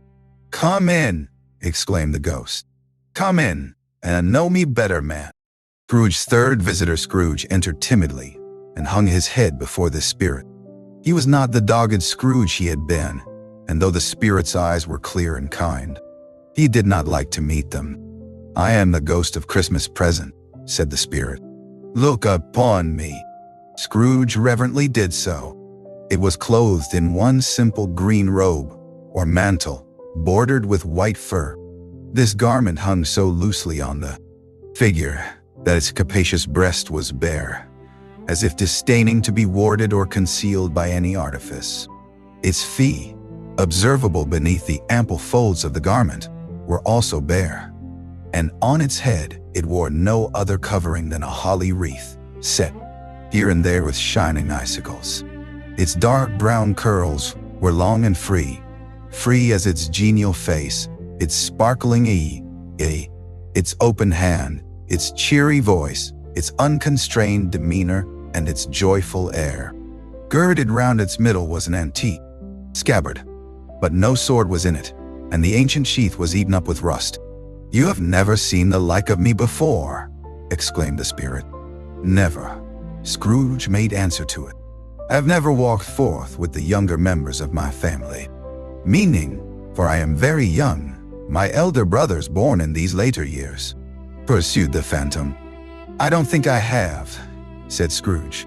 "I am afraid I have not." "Have you had many brothers, spirit?" "More than 1,800, said the ghost. "Ah, tremendous family to provide for," muttered Scrooge. The ghost of Christmas present rose. "Spirit," said Scrooge submissively, "conduct me where you will. I went forth last night on compulsion, and I learned a lesson which is working now. Tonight, if you have aught to teach me, let me profit by it." "Must it touch my robe?" Scrooge did as he was told, and held it fast. Holly, mistletoe, red berries, ivy, turkeys, geese, game, poultry, brawn, meat, pigs, sausages, oysters, pies, puddings, fruit, and punch all vanished instantly.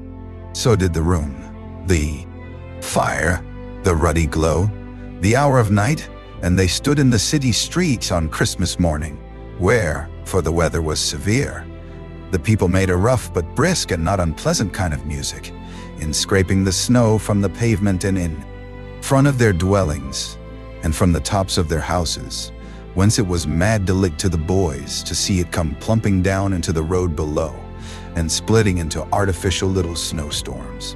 The house fronts looked black enough, and the windows blacker, contrasting with the smooth white sheet of snow upon the roofs, and with the dirtier snow upon the ground, which last deposit had been plowed up in deep furrows by the heavy wheels of carts and wagons.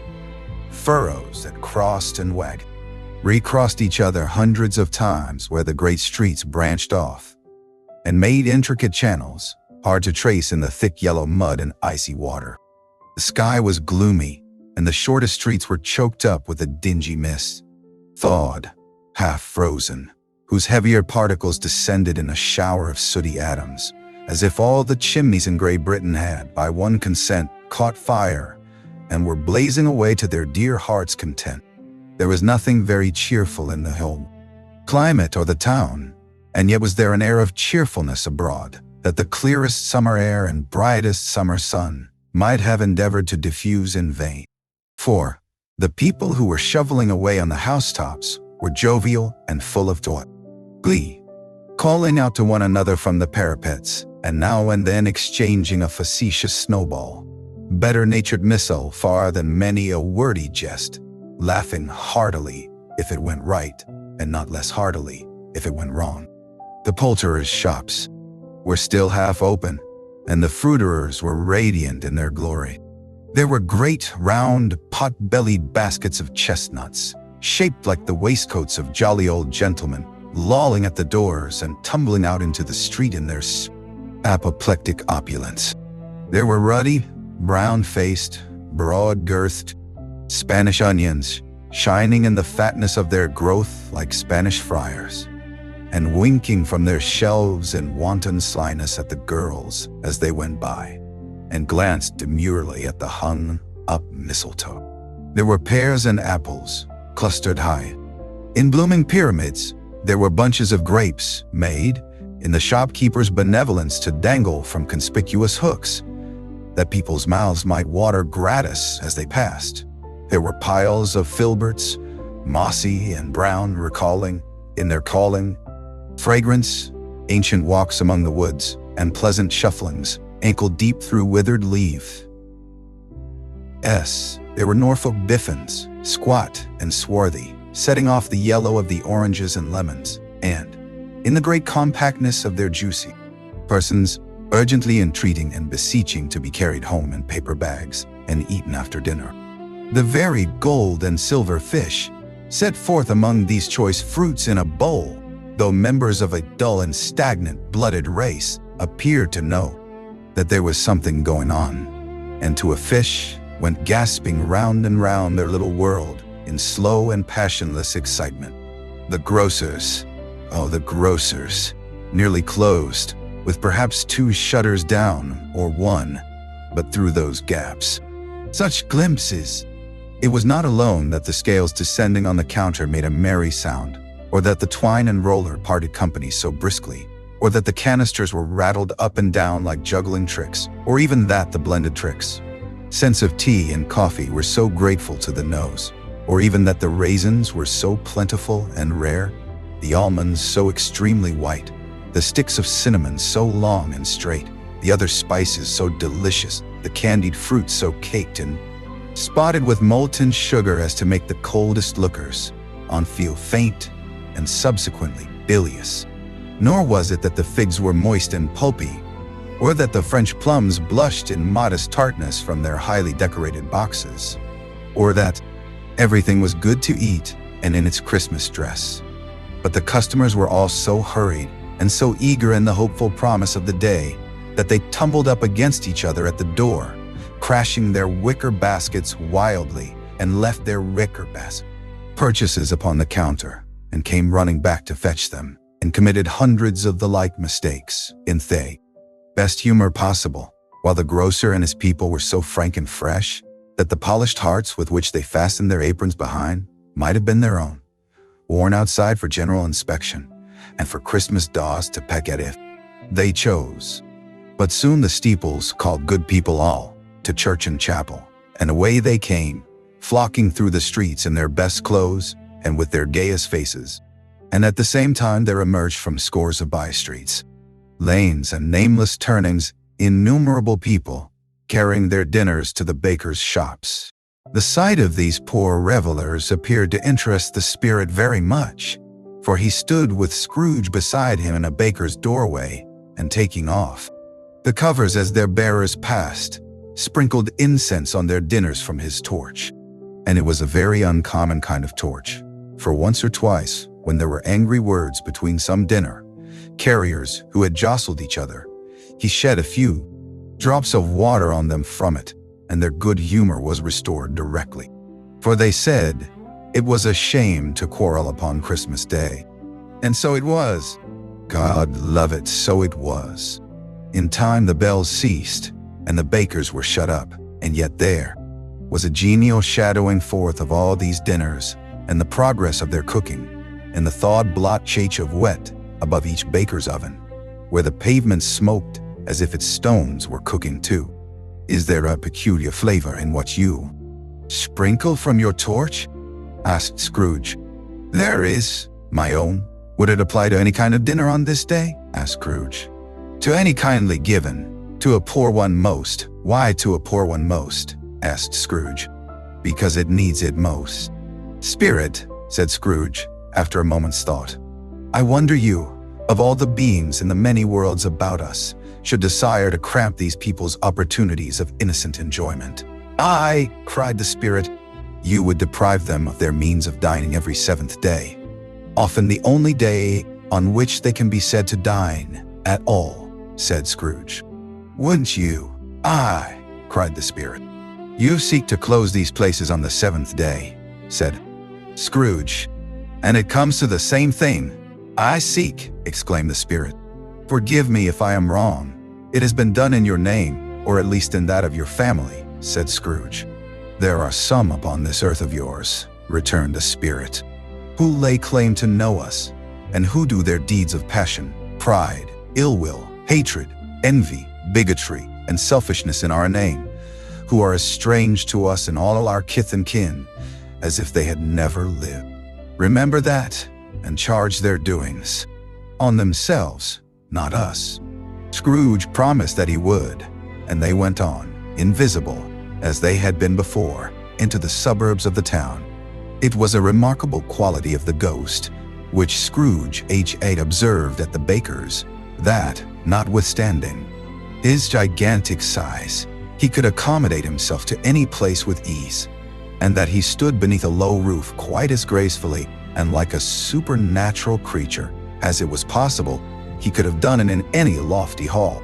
And perhaps it was the pleasure the good spirit had in showing off this power of his, or else it was his own kind, generous, hearty nature, and his sympathy with all poor men that led him straight to Scrooge's clerks.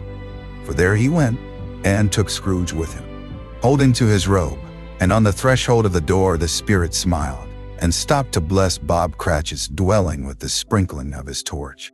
Think of that! Bob had but 15 bob, a week himself. He pocketed on Saturdays but 15 copies of his Christian name, and yet the ghost of Christmas present blessed his 4-roomed house. Then up rose Mrs. Cratchit, Cratchit's wife, dressed out but poorly in a twice-turned gown, but brave in ribbons, which are cheap and make a goodly show for 6pence, and she laid the cloth, assisted by Belinda Cratchit, second of her daughters, also brave in ribbons, while Master Peter Cratchit plunged a fork into the saucepan of potatoes, and getting the corners of his monstrous shirt collar, Bob's private property, conferred upon his son and heir in honor of the day, into his mouth, rejoiced to find himself so gallantly attired, and yearned to show his linen in the fashionable parks. And now, 2 smaller Cratchits, boy and girl, came tearing in, screaming that outside the baker's they had smelt the goose and known it for their own, and basking in luxurious thoughts of saggy and onion. These young Cratchits danced about the table, exalted Master Peter Cratchit to the skies, while he, not proud, although his collars nearly choked him, blew the fire until the slow potatoes bubbling up knocked loudly at the saucepan lid to be let out and peeled.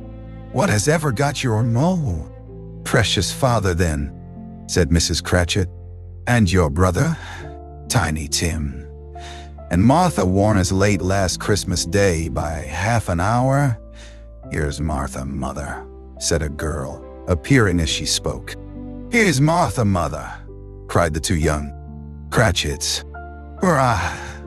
There's such a goose, Martha. Why, bless your heart alive, my dear, how late you are," said Mrs. Cratchit, kissing her a dozen times and taking off her shawl and bonnet for her with officious zeal. "We did a deal of work to finish up last night," replied the girl, "and had to clear away this morning, mother." "Well, never mind so long as you are come," said Mrs. Cratchit. "Sit ye down before the fire, my dear, and have a warm Lord bless ye." "No, no, there's father coming," cried the two young Cratchits, who were everywhere at once. "Hide, Martha, hide." So Martha hid herself, and in came little Bob, the father, with at least 3 feet of comforter, exclusive of the fringe, hanging down before him, and his threadbare clothes darned up and brushed to look seasonable, and Tiny Tim upon his shoulder. Alas for Tiny Tim, he bore a little crutch and had his limbs supported by an iron frame. "Why, where's our Martha?" cried Bob Cratchit, looking round. "Not coming," said Mrs. Cratchit. "Not coming," said Bob, with a sudden declension in his high spirits, for he had been Tim's blood horse all the way from church and had come home rampant. "Not coming upon Christmas Day."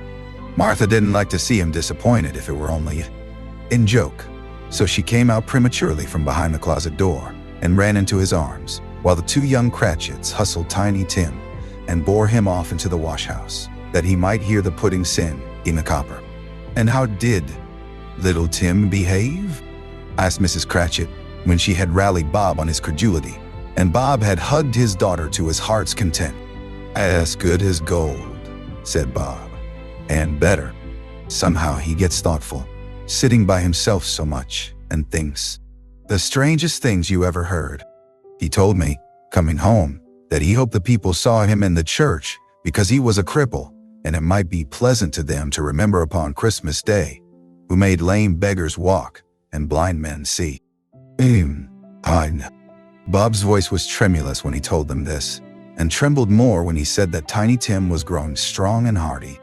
His active little crutch was heard upon the floor, and back came Tiny Tim before another word was spoken, escorted by his brother and sister to his stool before the fire, and while Bob, turning up his cuffs, as if, poor fellow, they were capable of being more shabby, compounded some hot mixture in a jug with gin and lemons, and stirred it round and round, and stirred it round. Put it on the hob to simmer. Master Peter and the two ubiquitous young Cratchits went to fetch the goose, with which they soon returned in high procession. Such a bustle ensued that you might have thought a goose the rarest of all birds, a feathered phenomenon, to which a black swan was a matter of course. And in truth, it was something very like it in that house. Mrs. Cratchit made the gravy, ready beforehand in a little saucepan, hissing hot. Master Peter mashed the potatoes with incredible vigor. Miss Belinda sweetened up the applesauce. Martha dusted the hot plates. Bob took Tiny Tim beside him in a tiny corner atop the table. The two young Cratchits set chairs for everybody, not forgetting themselves, and mounting guard upon their posts, crammed spoons into their mouths, lest they should shriek for goose before their turn came to be helped. At last, the dishes were set on, and grace was said. It was succeeded by a breathless pause, as Mrs. Cratchit, looking slowly all along the carving knife, prepared to plunge it in the breast. But when she did, and when the long-expected gush of stuffing issued forth, one murmur of delight arose all round the board, and even Tiny Tim, excited by the two young Cratchits, beat on the table with the handle of his knife, and feebly cried, "Hurrah! There never was such a goose." Bob said he didn't believe there ever was such a goose cooked. Its tenderness and flavor, size and cheapness were the themes of universal admiration. Eked out by applesauce and mashed potatoes, it was a sufficient dinner for the whole family. Indeed, as Mrs. Cratchit said, with great delight, surveying one small atom of a bone upon the dish, they hadn't ate it all at last. Yet everyone had had enough, and the youngest Cratchits in particular were steeped in sage and onion to the eyebrows. But now, the plates being changed by Miss Belinda, Mrs. Cratchit left the room alone, too nervous to bear witnesses, to take the pudding up and bring it in. Suppose it should not be done enough. Suppose it should break in turning out. Suppose somebody should have got over the wall of the backyard and stolen it while they were merry with the goose. A supposition at which the two young Cratchits became livid. All sorts of horrors were supposed. Hullo! A great deal of steam. The pudding was out of the copper. Smell like a washing day. That was the cloth.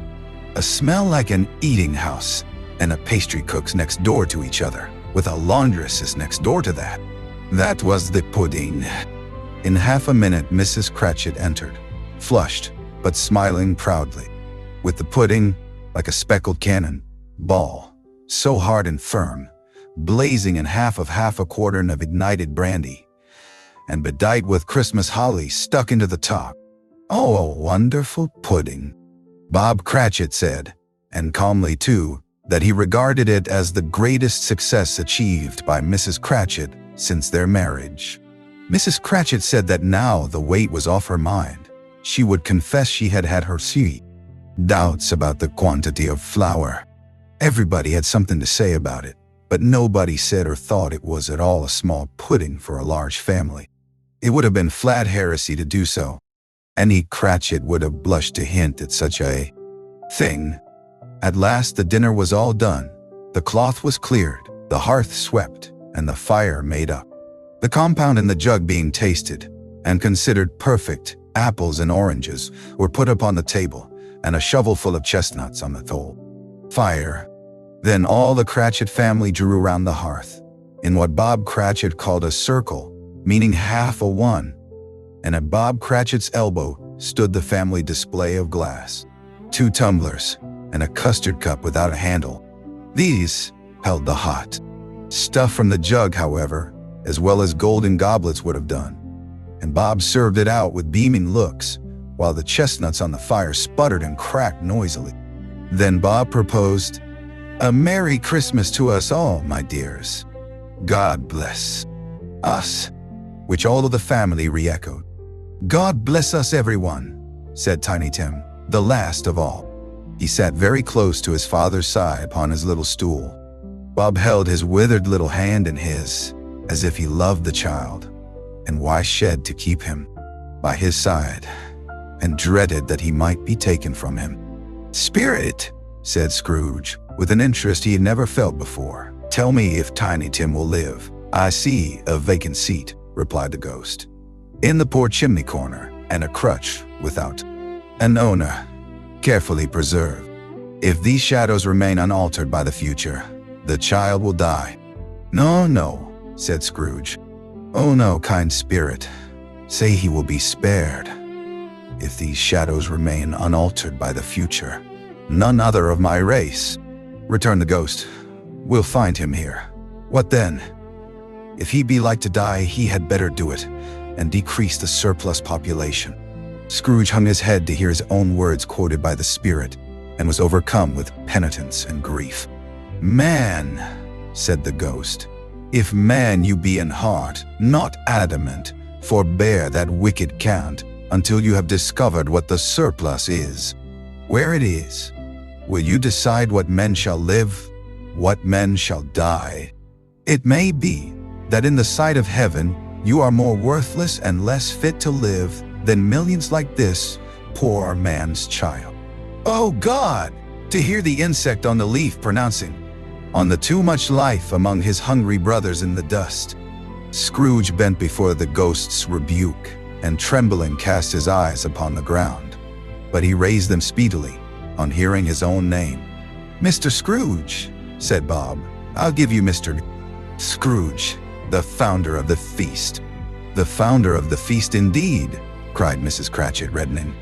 "I wish I had him here. I'd give him a piece of my mind to feast upon, and I hope he'd have a good appetite for it." "My dear," said Bob, "the children." "Christmas Day. It should be Christmas Day, I'm sure," said she, "on which one drinks the health of such an odious, stingy, hard, unfeeling man as Mr. Scrooge. You know he is, Robert. Nobody knows it better than you do, poor fellow." "My dear," was Bob's mild answer, "Christmas Day. I'll drink his health for your sake in the days," said Mrs. Cratchit, "not for his. Long life to him. A Merry Christmas and a Happy New Year. He'll be very merry and very happy, I have no doubt." The children drank the toast after each year. It was the first of their proceedings which had no heartiness. Tiny Tim drank it last of all, but he didn't care twopence for it. Scrooge was the ogre of the family. The mention of his name cast a dark shadow on the party, which was not dispelled for full 5 minutes. After it had passed away, they were 10 times merrier than before, from the mere relief of Scrooge, the baleful, being done with. Bob Cratchit told them how he had a situation in his eye for Master Peter, which would bring in, if obtained, full 5 and 6 weekly.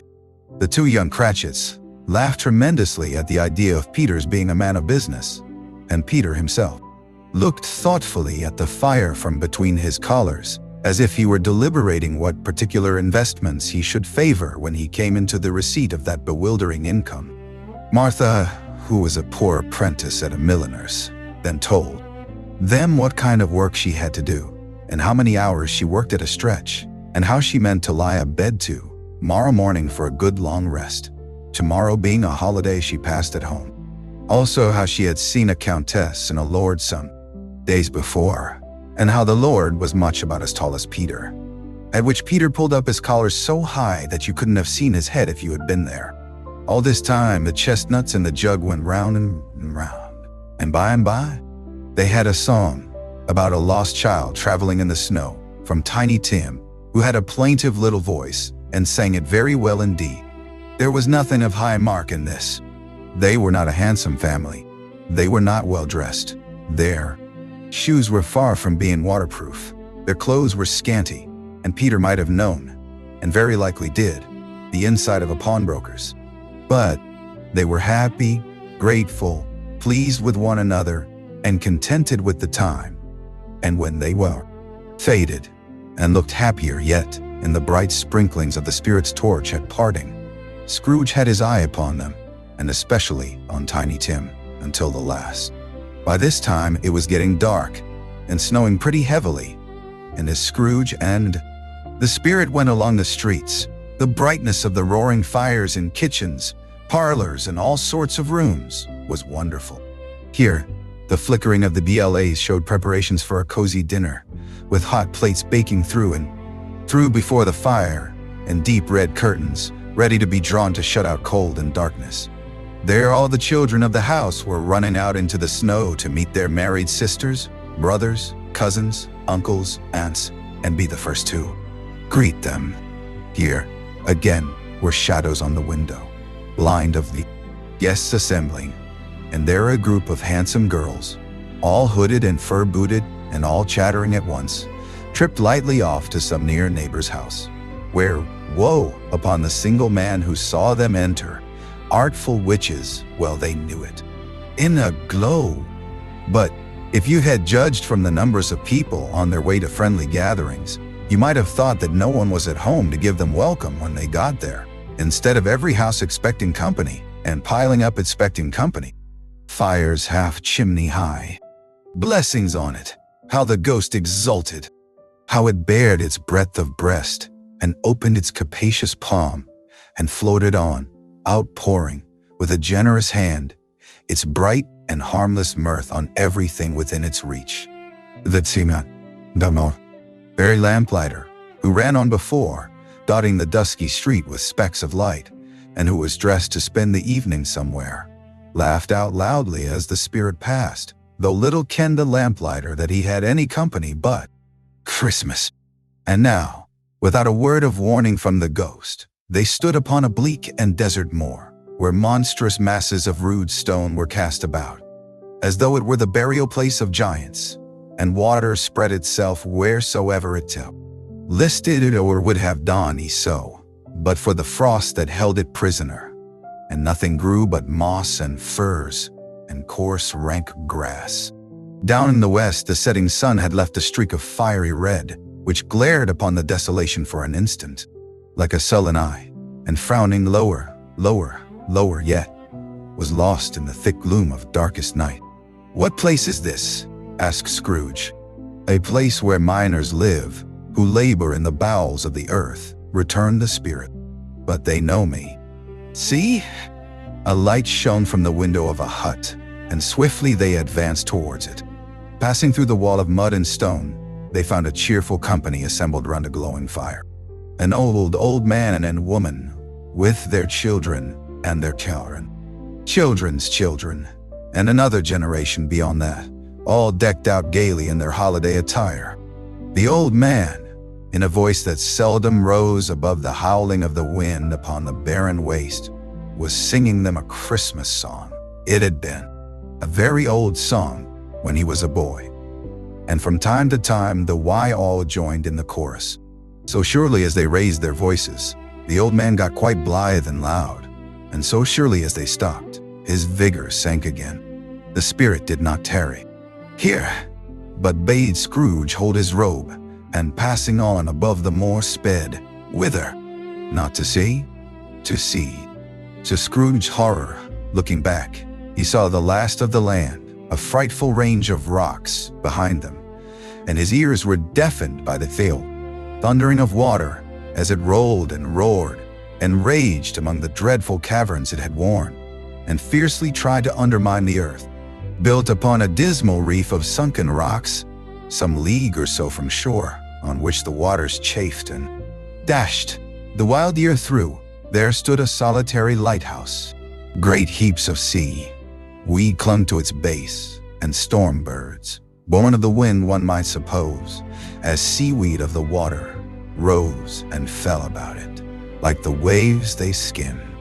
But even here, two men who watched the light had made a fire, that through the loophole in the thick stone wall shed out a ray of brightness on the awful sea. Joining their horny hands over the rough table at which they sat, they wished each other Merry Christmas in their can of grog, and one of them, the elder too, with his face all damaged and scarred with hard weather, as the figurehead of an old ship might be, struck up a sturdy song that was like a gale in itself. Again the ghost sped on, above the black and heaving sea, on, until, being far away, as he told Scrooge, from any shore, they lighted on a ship. They stood beside the helmsman at the wheel, the lookout in the bow, the officers who had the watch, dark, ghostly figures in their several stations, but every man among them hummed a Christmas tune, or had a Christmas thought, or spoke below his breath to his companion of some bygone Christmas day, with homeward hopes belonging to it. And every man on board, waking or sleeping, good or bad, had had a kinder word for another on that day than on any day in the year, and had shared to some extent in its festivities, remembered those he cared for at a distance, and had known that they delighted to remember him. It was a great surprise to Scrooge, while listening to the moaning of the wind, and thinking what a solemn thing it was to move on through the lonely darkness over an unknown abyss, whose depths were secrets as profound as death. It was a great surprise to Scrooge, while thus engaged, to hear a hearty laugh. It was a much greater surprise to Scrooge to recognize it as his own nephew's, and to find himself in a bright, dry, gleaming room, with the spirit standing smiling by his side and looking at that same nephew with approving affability. "Ha, ha," laughed Scrooge's nephew. "Ha, ha, ha, ha, ha. If you should happen, by any unlikely chance, to know a man more blessed in a laugh than Scrooge's nephew, all I can say is, I should like to know him too. Introduce him to me, and I'll cultivate his acquaintance. Is a fair, even-handed, noble adjustment of things, that while there is infection and disease and sorrow, there is nothing in the world so irresistibly contagious as laughter and good humor." When Scrooge's nephew laughed in this way, holding his sides, rolling his head, and twisting his face into the most extravagant contortions, Scrooge's niece, by marriage, laughed as heartily as he, and their assembled friends, being not a bit behindhand, roared out lustily. "He said that Christmas was a humbug as I live," cried Scrooge's nephew. "He believed it too. More shame for him, Fred," said Scrooge's niece indignantly. "Bless those women. They never do anything by halves. They are always in earnest."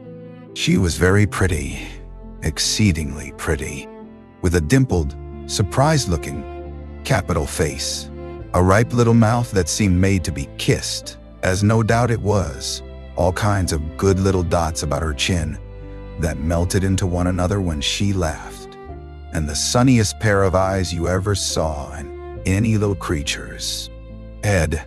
Altogether, she was what you would have called provoking, you know, but satisfactory too.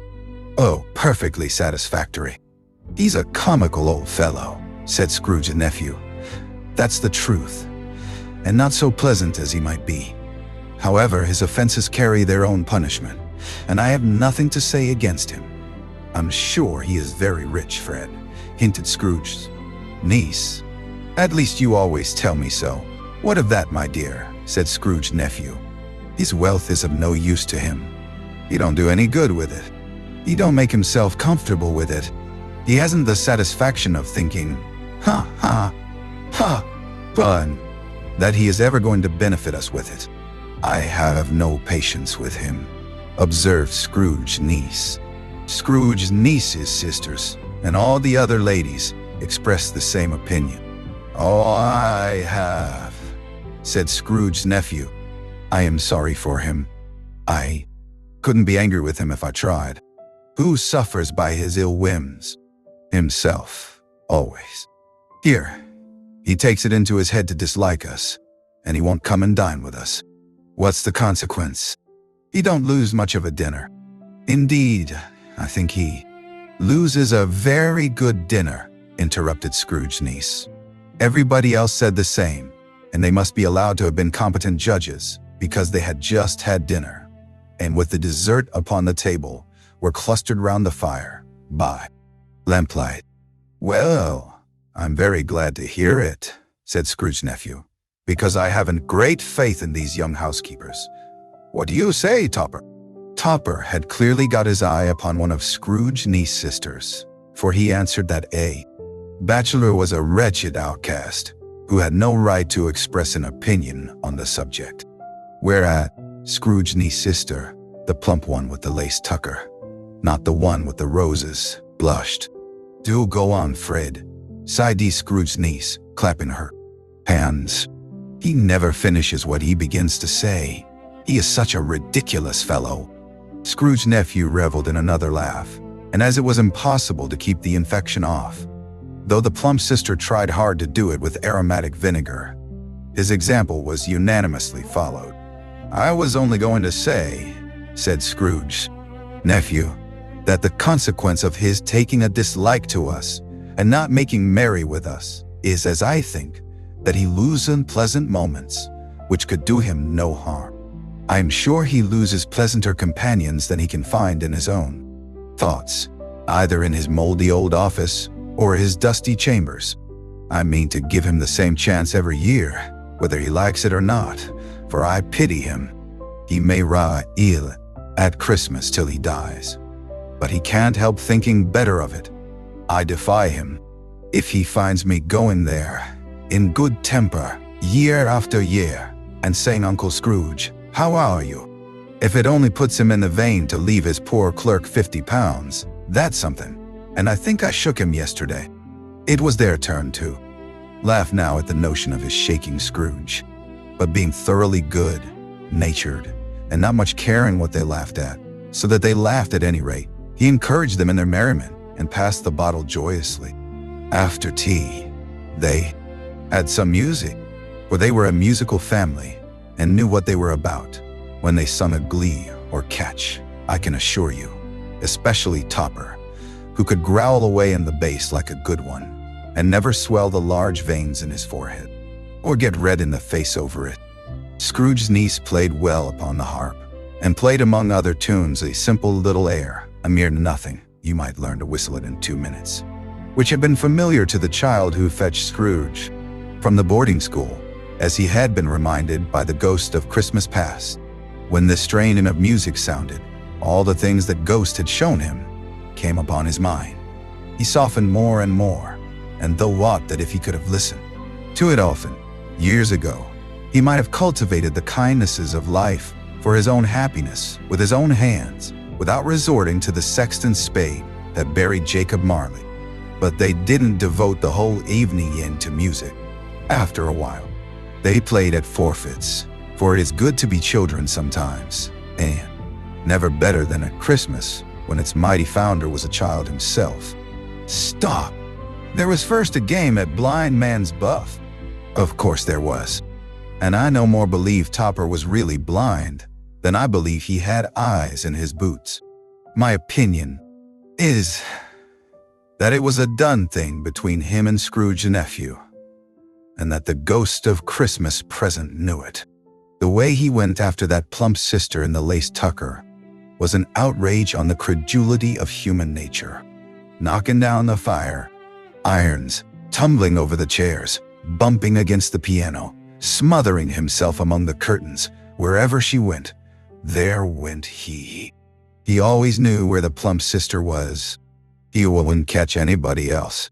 If you had fallen up against him, some of them did, on purpose, he would have made a feint of endeavoring to seize you, which would have been an affront to your understanding, and would instantly have sidled off in the direction of the plump sister.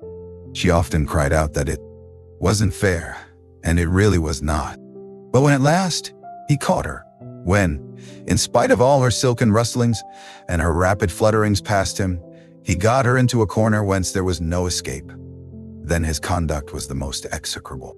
For his pretending not to know her, his pretending that it was necessary to touch her head dress, and further to assure himself of her identity by pressing a certain ring upon her finger, and a certain chain about her neck, was vile, monstrous.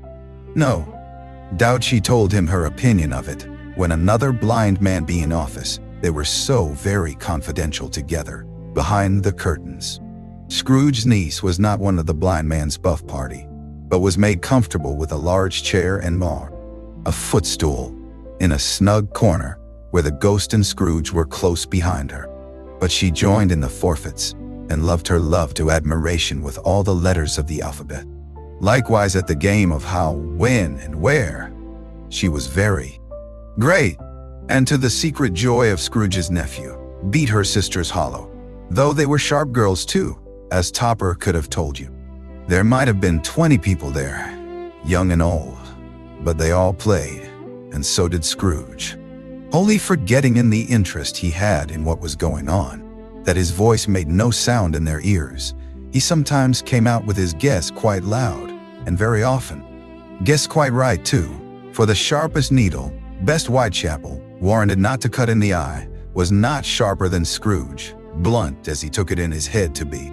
The ghost was greatly pleased to find him in this mood, and looked upon him with such favor that he begged like a boy to be allowed to stay until the guests depart deep. But this, the spirit said, could not be done. "Here is a new game," said Scrooge. "1/2 hour, spirit, only one." It was a game called Yes and No. Where? Scrooge's nephew had to think of something, and the rest must find out what. He only answered to their questions yes or no, as the case was. The brisk fire of questioning to which he was exposed elicited from him that he was thinking of an animal, a live animal, rather a disagreeable animal, a savage animal, an animal that growled and grunted sometimes, and talked sometimes, and lived in London, and walked about the streets, and wasn't made a show of, and wasn't led by anybody, and wasn't led. Didn't live in a menagerie, and was never killed in a market, and was not a horse, or an ass, or a cow, or a bull, or a tiger, or a dog, or a pig, or a cat. At every fresh question that was put to him, this nephew burst into a fresh roar of laughter, and was so inexpressibly tickled that he was obliged to get up off the sofa and stamp. At last the plump sister, falling into a similar state, cried out, "I have found it out. I know what it is, Fred. I know what it is." "What is it?" cried Fred. "It's your Uncle Scrooge," which it certainly was. Admiration was the universal sentiment, though some objected that the reply to "Is it a bear?" ought to have been "Yes," inasmuch as an answer in the negative was sufficient to have diverted their thoughts from Mr. Scrooge, supposing they had ever had any tendency that way. "He has given us plenty of merriment, I am sure," said Fred, "and it would be ungrateful not to drink his health. Here's a glass of mulled wine ready to our hand at the moment, and I say, Uncle Scrooge." "Well, Uncle Scrooge," they cried, "a Merry Christmas and a Happy New Year to the old man, whatever he is," said Scrooge's nephew. "He wouldn't take it from me, but may he have it, nevertheless." Uncle Scrooge had imperceptibly become so gay and light of heart that he would have pledged the unconscious company in return, and thanked them in an inaudible speech if the ghost had given him time. But the whole scene passed off in the breath of the last word spoken by his nephew, and he and the spirit were again upon their travels. Much they saw, and far they went, and many homes they visited, but always with a happy end. The spirits stood beside sick beds, and they were cheerful on foreign lands, and they were close at home by struggling men, and they were patient in their greater hope by poverty, and it was rich. In almshouse, hospital, and jail, in misery's every refuge, where vain man in his little brief authority had not made fast the door and barred the spirit out, he left his blessing and taught Scrooge his precepts. It was a long night, if it were only a night. But Scrooge had his doubts of this, because the Christmas holidays appeared to be condensed into the space of time they passed together. It was strange, too, that while Scrooge remained unaltered in his outward form, the ghost grew older, clearly older. Scrooge had observed this change, but never spoke of it until they left a children's 12th night party, when, looking at the spirit as they stood together in an open place, he noticed that its hair was gray. "Our spirits live so short?" asked Scrooge. "My life upon this globe is very brief," replied the ghost. "It ends tonight." "Tonight," cried Scrooge. "Tonight at midnight. Hark! The time is drawing near." The chimes were ringing the 11:15 at that moment. "Forgive me if I am not justified in what I ask," said Scrooge, looking intently at the spirit's robe. "But I see something strange, and not belonging to yourself, protruding from your skirts." "Is it a foot or a claw?" "It might be a claw, for the flesh there is upon it," was the spirit's sorrowful reply. "Look here." From the foldings of its robe, it brought 2 children, wretched, abject, frightful, hideous, miserable. They knelt down at its feet and clung upon the outside of its garment. "Oh, man, look here, look down here," exclaimed the ghost. They were a boy and girl, yellow, meager, ragged, scowling, wolfish, but prostrate too in their humility, where graceful youth should have filled their features out and touched them with its freshest tints. A stale and shriveled hand, like that of age, had pinched and twisted them and pulled them into shreds, where angels might have sat enthroned. Devils lurked and glared out menacing. No change, no degradation, no perversion of humanity in any grade. Through all the mysteries of wonderful creation, has monsters half so horrible and dread. Scrooge started back, appalled. Having them shown to him in this way, he tried to say they were fine children, but the words choked themselves, rather than be parties to a lie of such enormous magnitude. "Spirit, are they yours?" Scrooge could say no more. "They are man's," said the spirit, looking down upon them, "and they cling to me, appealing from their fathers. This boy is ignorance. This girl is want. Beware them both, and all of their degree, but most of all beware this boy, for on his brow I see that written which is doom, unless the writing be erased." "Deny it," cried the spirit, stretching out its hand towards the city. "Slander those who tell it ye, admit it for your factious purposes, and make it worse, and abide the end. Have they no refuge or resource?" cried Scrooge. "Are there no prisons?" said the spirit, turning on him for the last time with his own words. "Are there no workhouses?" The bell struck 12. Scrooge looked about him for the ghost, and saw it not. As the last stroke ceased to vibrate, he remembered the prediction of old Jacob Marley, and lifting up his eyes, beheld a solemn phantom, draped and hooded, coming, like a mist along the ground towards him. Stave 4. The last of the spirits. The phantom slowly, gravely, silently approached. When it came near him, Scrooge bent down upon his knee. For in the very air through which this spirit moved, it seemed to scatter gloom and mystery. It was shrouded in a deep black garment, which concealed its head, its face, its form, and left nothing of it visible save one outstretched hand. But for this, it would have been difficult to detach its figure from the night and separate it from the darkness by which it was surrounded. He felt that it was tall and stately when it came beside him, and that its mysterious presence filled him with a solemn dread. He knew no more, for the spirit neither spoke nor moved. "I am in the presence of the ghost of the ghost. Christmas yet to come," said Scrooge. The spirit answered not, but pointed onward with its hand. "You are about to show me shadows of the things that have not happened, but will happen in the time before us," Scrooge pursued. "Is that so, spirit?" The upper portion of the garment was contracted for an instant in its folds, as if the spirit had inclined its head. That was the only answer he received. Although well used to ghostly company by this time, Scrooge feared the silent shape so much that his legs trembled beneath him, and he found that he could hardly stand when he prepared to follow it. The spirit paused a moment, as observing his condition and giving him time to recover. But Scrooge was all the worse for this.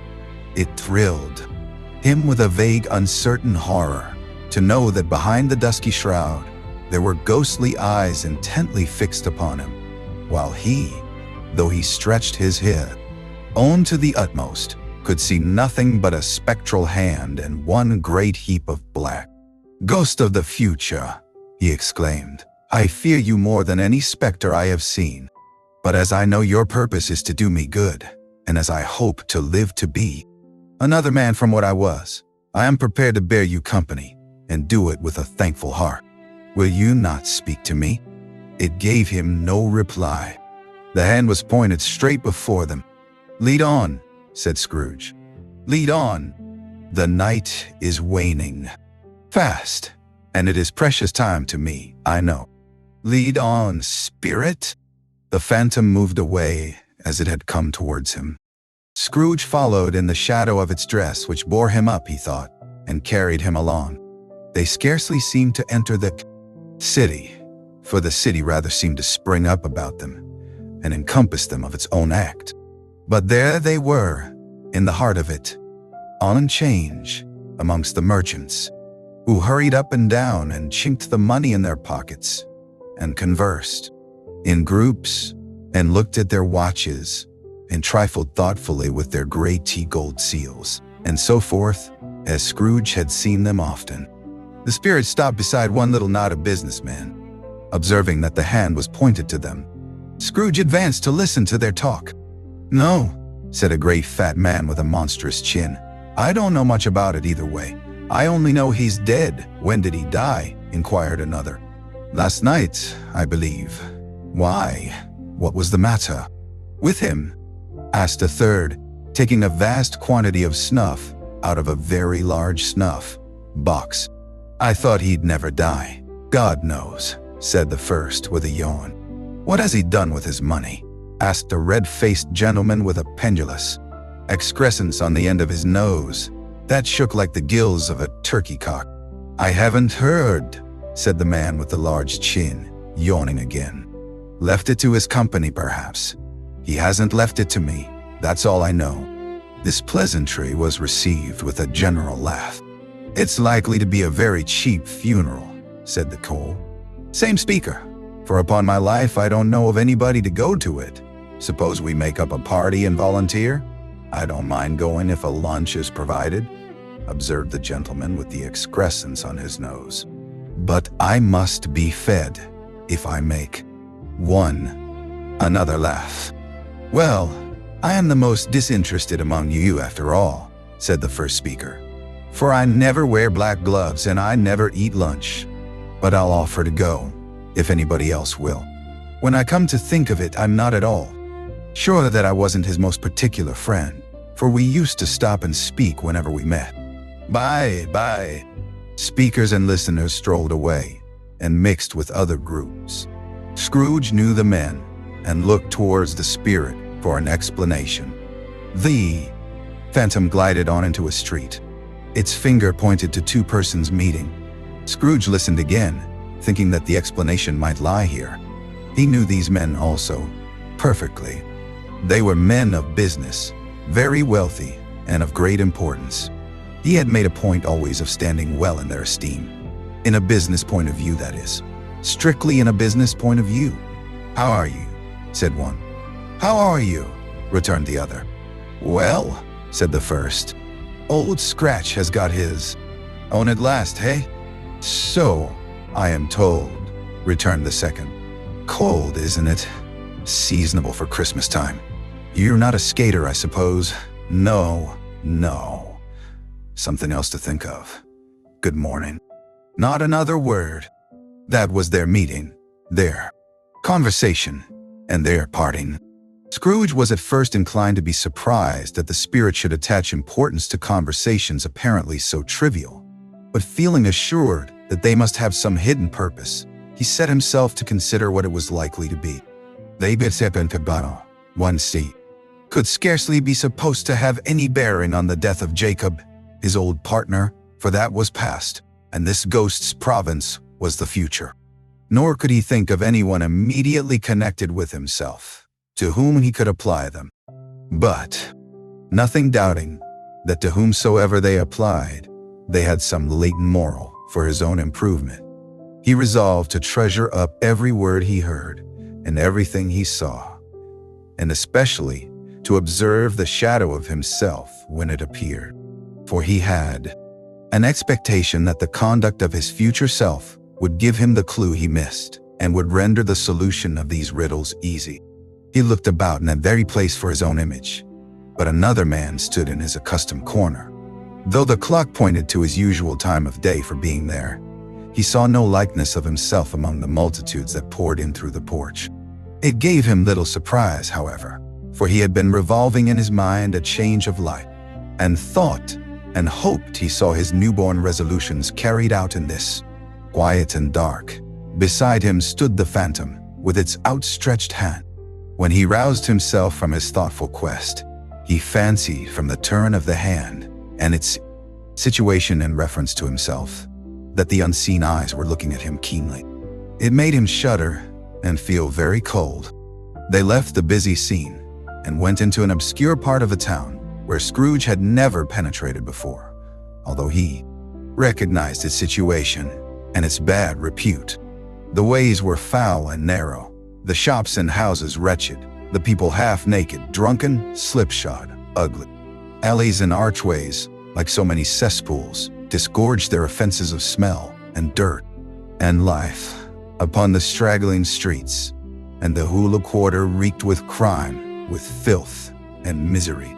Far in this den of infamous resort, there was a low-browed, beetling shop, below a penthouse roof, where iron, old rags, bottles, bones, and greasy offal were bought. Upon the floor within were piled up heaps of rusty keys, nails, chains, hinges, files, scales, weights, and refuse iron of all kinds. Secrets that few would like to scrutinize were bred and hidden in mountains of unseemly rags, masses of corrupted fat, and sepulchres of bones. Sitting in among the wares he dealt in, by a charcoal stove made of old bricks, was a gray-haired rascal, nearly 70 years of age, who had screened himself from the cold air. Without, by a frowsy curtaining of miscellaneous tatters, hung upon a line, and smoked his pipe in all the luxury of calm retirement. Scrooge and the phantom came into the presence of this man, just as a woman with a heavy bundle slunk into the shop. But she had scarcely entered when another woman, similarly laden, came in too, and she was closely followed by a man in faded black, who was no less startled by the sight of them than they had been upon the recognition of each other. After a short period of blank astonishment, in which the old man with the pipe had joined them, they all three burst into a laugh. "Let the charwoman alone to be the first," cried she who had entered first. "Let the laundress alone to be the second, and let the undertaker's man alone to be the third. Look here, old Joe, here's a chance. If we haven't all three met here without meaning it." "You couldn't have met in a better place," said old Joe, removing his pipe from his mouth. "Come into the parlor. You were made free of it long ago, you know, and the other two ain't strangers. Stop till I shut the door of the shop. Ah, how it squeaks. They're in such a rusty bit of metal in the place as its own hinges, I believe, and I'm sure there's no such old bones here as mine. Ha ha ha. We're all suitable to our calling. We're well matched. Come into the parlor. Come into the parlor." The parlor was the space behind the screen of rags. The old man raked the fire together with an old stair rod, and having trimmed his smoky lamp, for it was night, with the stem of his pipe, put it in his mouth again. While he did this, the woman who had already spoken threw her bundle on the floor and sat down in a flaunting manner on a stool, crossing her elbows on her knees and looking with a bold defiance at the other two. "What odds then? What odds, Mrs. Dilber?" said the woman. "Every person has a right to take care of themselves. He always did." "That's true indeed," said the laundress. "No man more so." "Why then, don't stand staring as if you was afraid, woman. Who's the wiser? We're not going to pick holes in each other's coats, I suppose." "No, indeed," said Mrs. Dilber and the man together. "We should hope not." "Very well then," cried the woman. "That's enough. Who's the worse for the loss of a few things like these? Not a dead man, I suppose." "No, indeed," said Mrs. Dilber, laughing. "If he wanted to keep him after he was dead, a wicked old screw," pursued the woman. "Why wasn't he natural in his lifetime? If he had been, he'd have had somebody to look after him when he was struck with death, instead of lying gasping out his last there, alone by himself. It's the truest word that ever was spoke," said Mrs. Dilber. "It's a judgment on him. I wish it was a little heavier judgment," replied the woman. "And it should have been, you may depend upon it, if I could have laid my hands on anything else. Open that bundle, old Joe, and let me know the value of it. Speak out plain. I'm not afraid to be the first, nor afraid for them to see it. We knew pretty well that we were helping ourselves before we met here, I believe. It's no sin. Open the bundle, Joe." But the gallantry of her friends would not allow of this, and the man in faded black, mounting the breach first, produced his plunder. It was not extensive. A seal or two, a pencil case, a pair of sleeve buttons, and a brooch of no great value were all.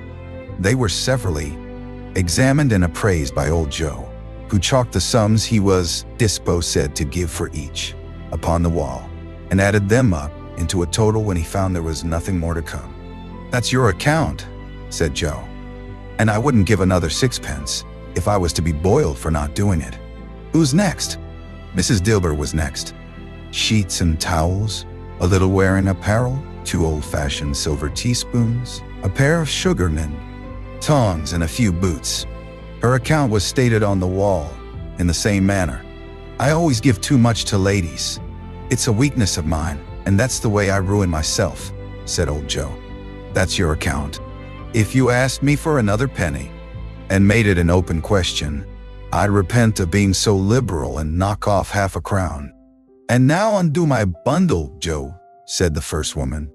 Joe went down on his knees for the greater convenience of opening it, and having unfastened a great many knots, dragged out a large and heavy roll of some dark stuff. "What do you call this?" said Joe. "Bed curtains." "Ah," returned the woman, laughing and leaning forward on her crossed arms. "Bed curtains. You don't mean to say you took 'em down, rings and all, with him lying there?" said Joe. "Yes, I do," replied the woman. "Why not? You were born to make your fortune," said Joe, "and you'll certainly do it.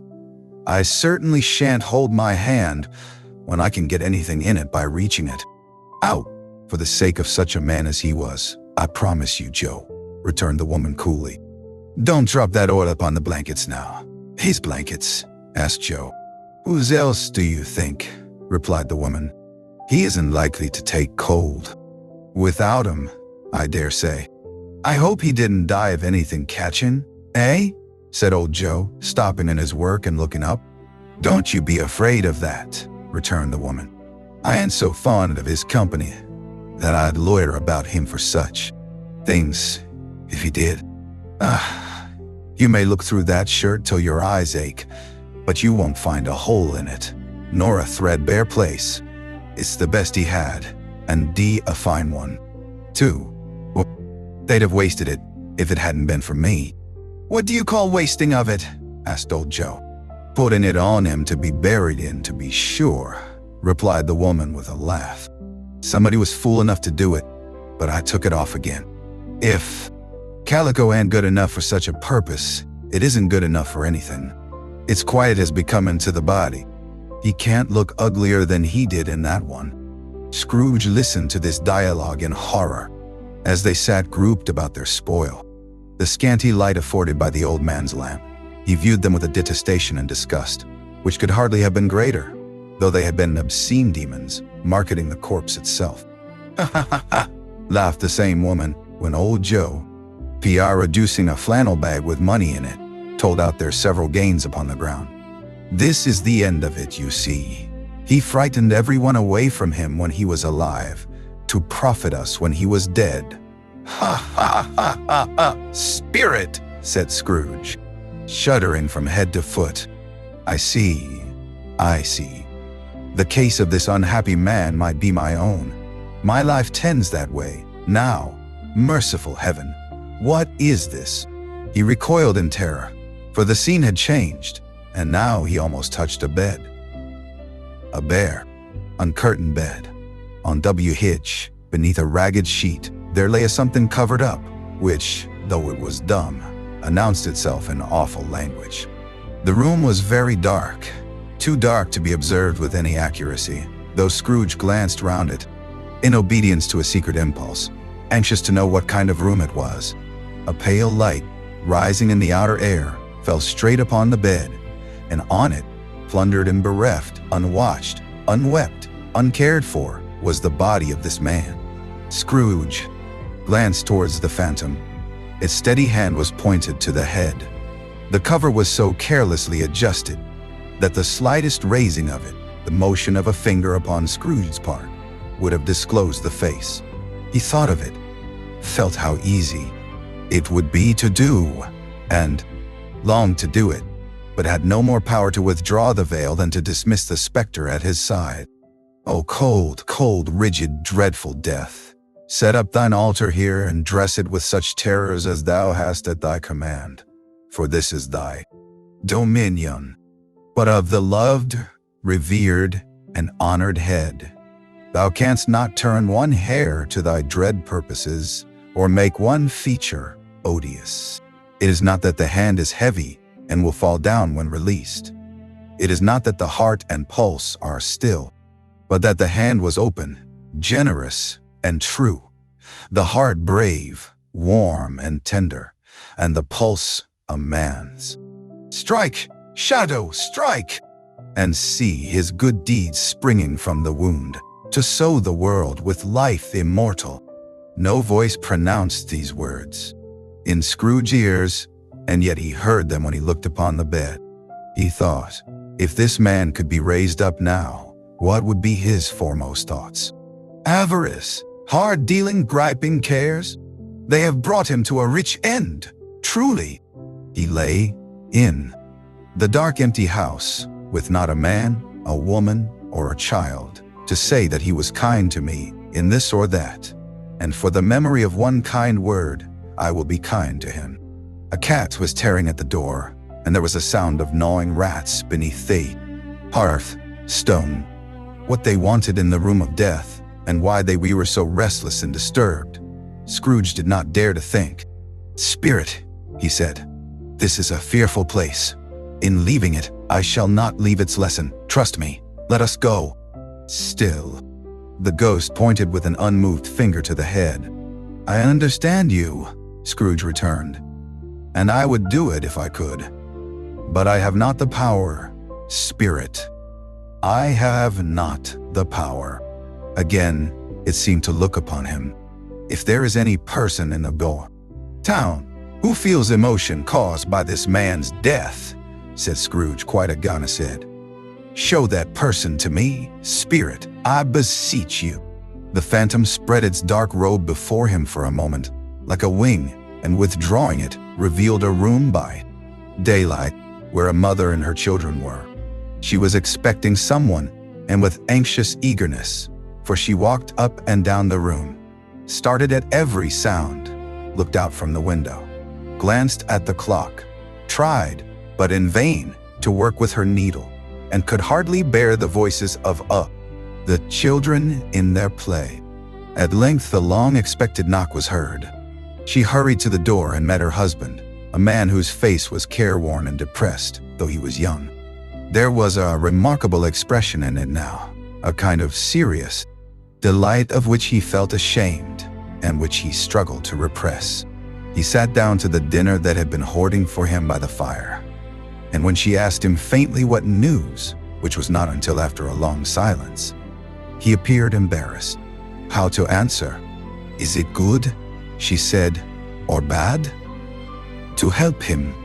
Bad, he answered. We are quite ruined. No, there is hope yet, Caroline. If he relents, she said, amazed. There is.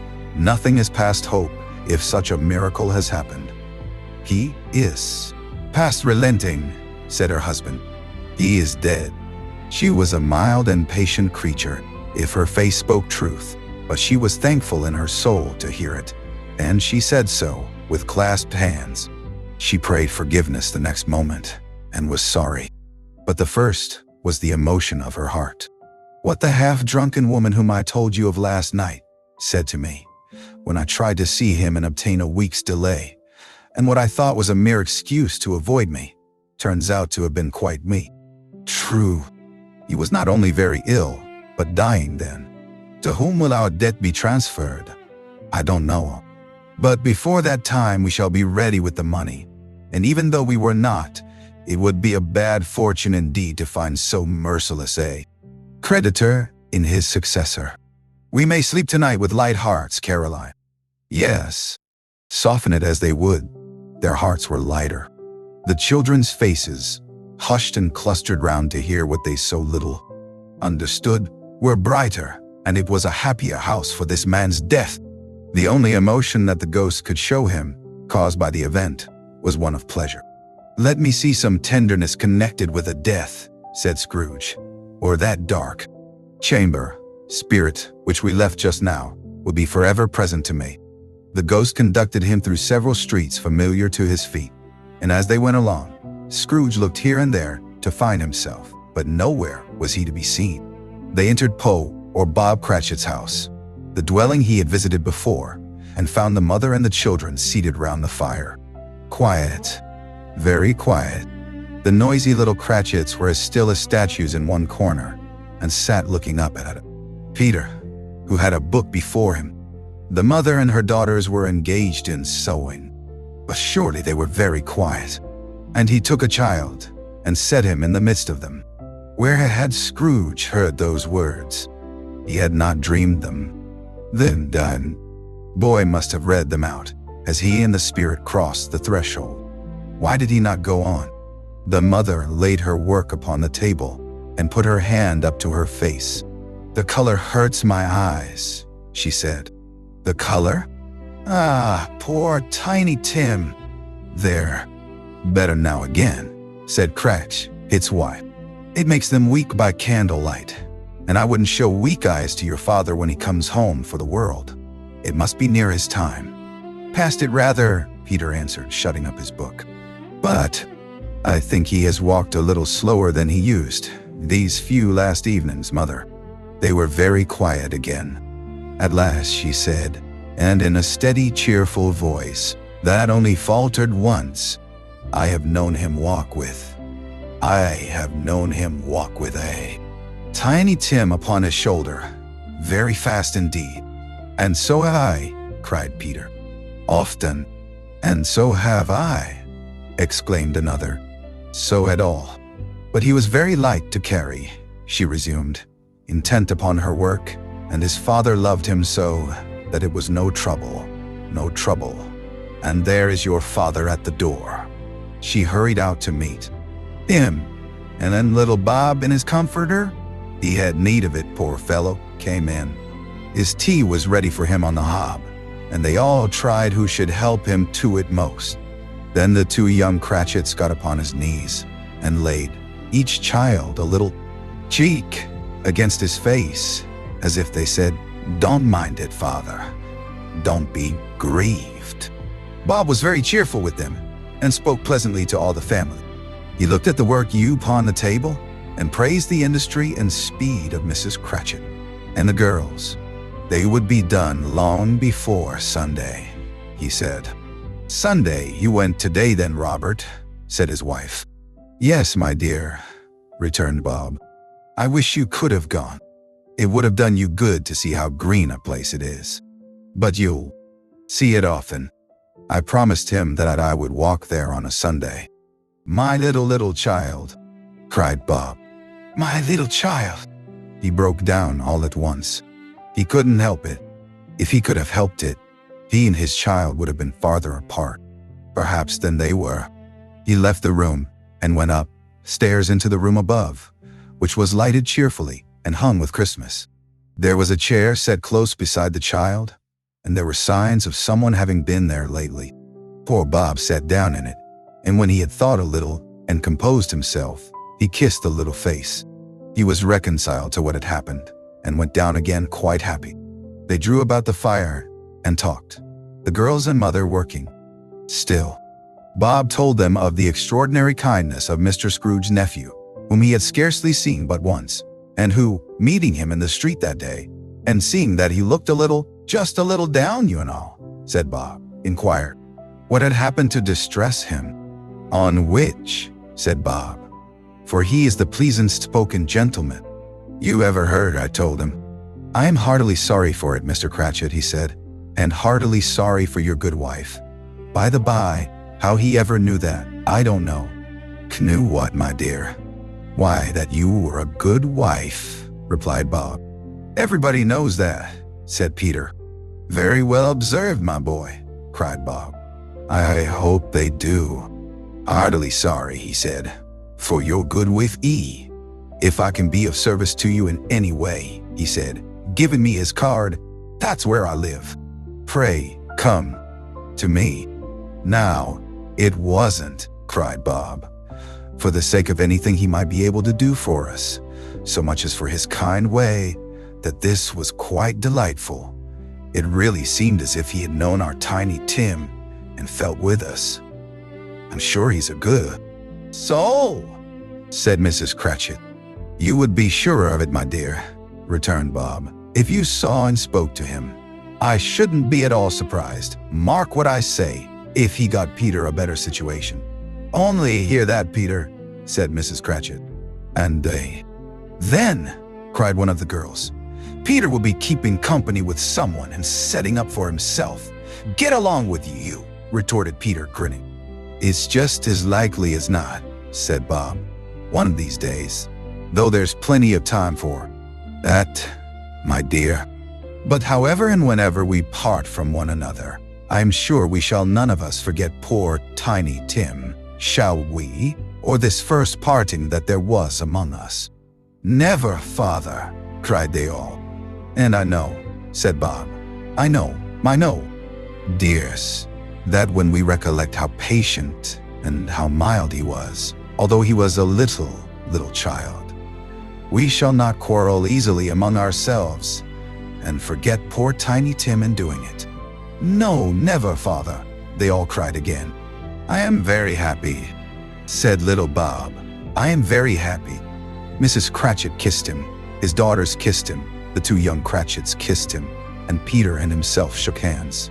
"Spirit of Tiny Tim, thy childish essence was from God."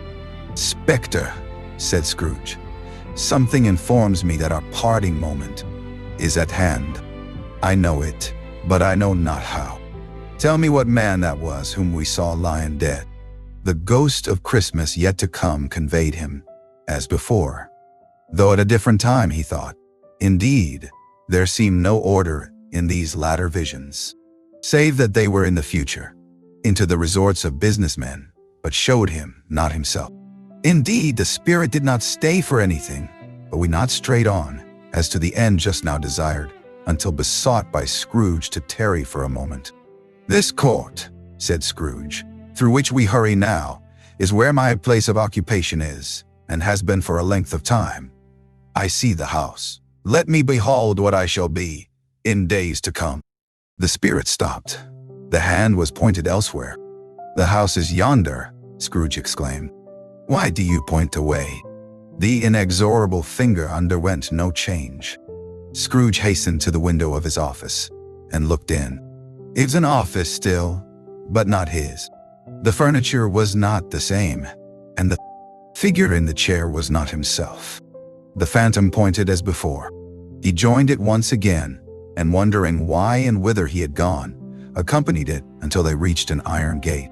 He paused to look round before entering. A churchyard. Here, then, the wretched man whose name he had now to learn lay underneath the ground.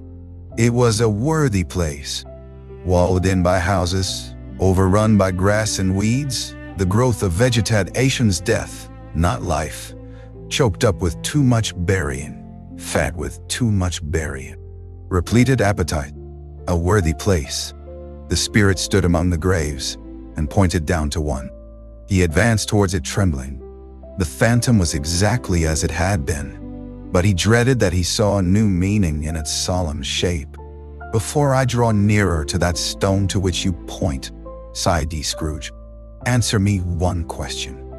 Are these the shadows of the things that will be, or are they shadows of things that may be?" "Only."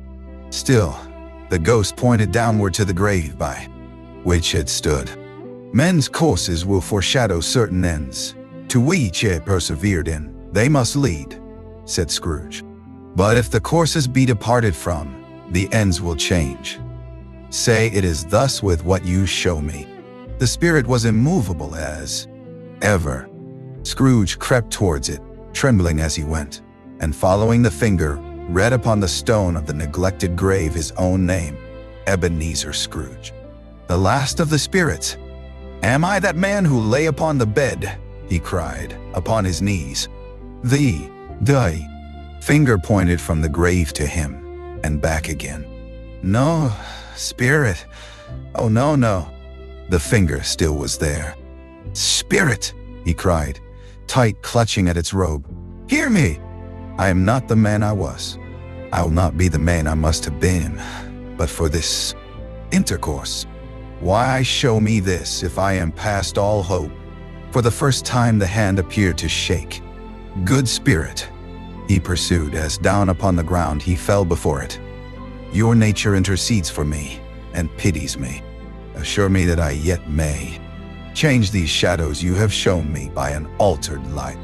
The kind hand trembled. I will honor Christmas in my heart and try to keep it all the year. I will live in the past, the present, and the future. The spirits of all three shall strive. Within me, I will not shut out the lessons that they teach. Oh, tell me I may sponge away the writing on this stone. Well, in his agony, he caught the spectral hand. It sought to free itself, but he was strong in his entreaty and detained it. The spirit, stronger yet, repulsed him. Holding up his hands in a last prayer to have his fate reversed, he saw an alteration in the phantom's hood and dress. It shrunk, collapsed, and dwindled down into a bedpost.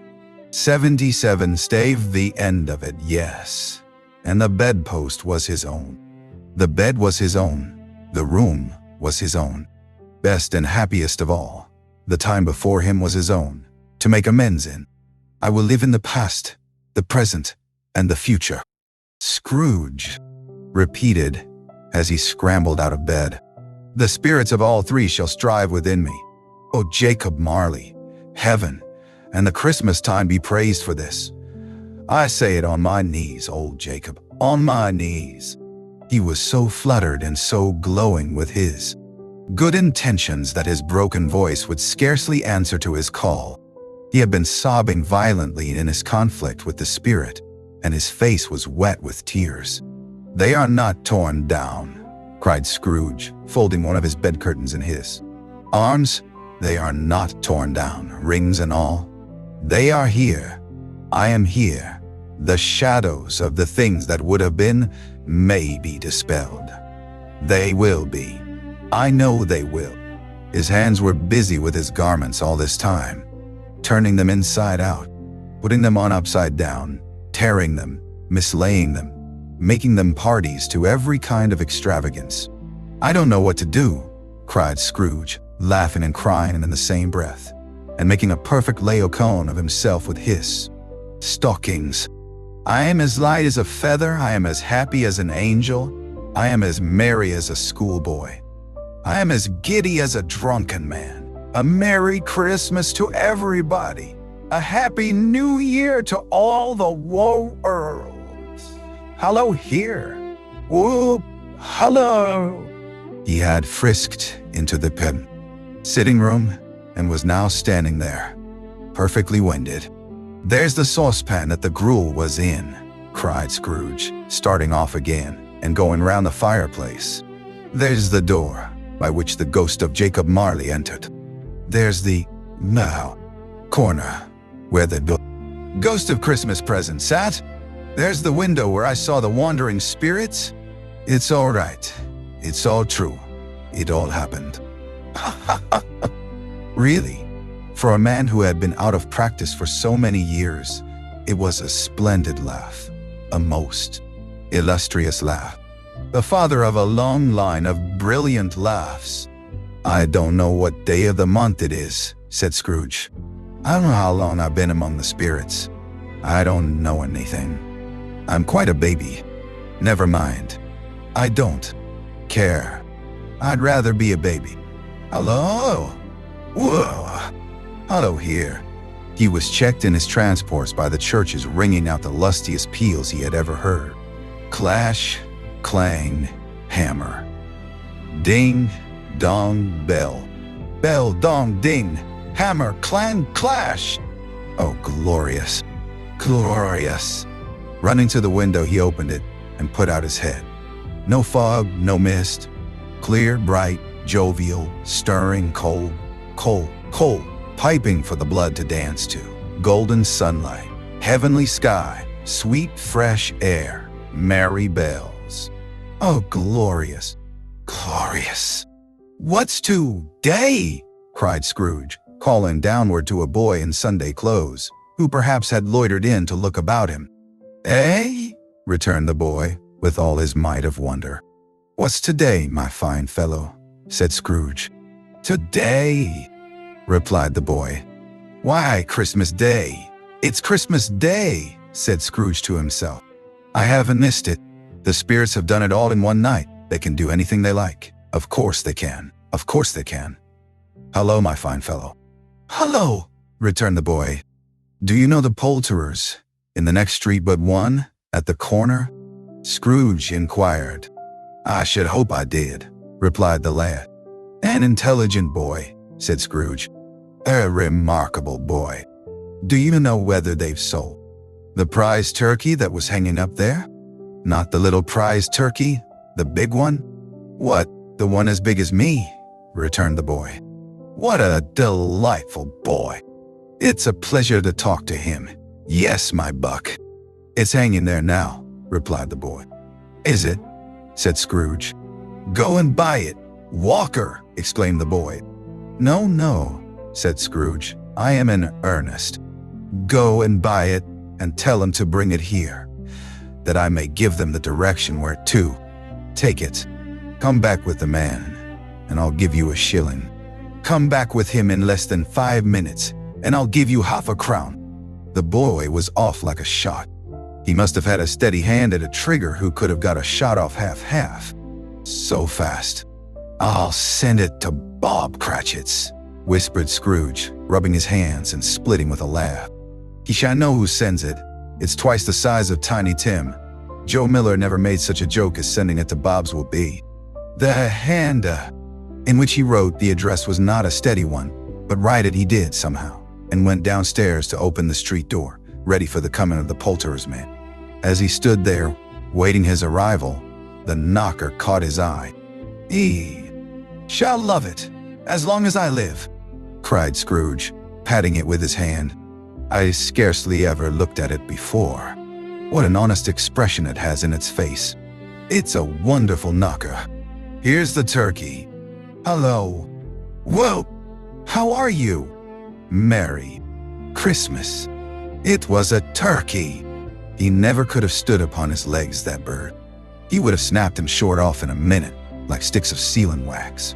"Why, it's impossible to carry that to Camden to WN," said Scrooge. "You must have a cab." The chuckle with which he said this, and the chuckle with which he paid for the turkey, and the chuckle with which he paid for the cab, and the chuckle with which he recompensed the boy, were only to be exceeded by the chuckle with which he sat down breathless in his chair again, and chuckled till he cried.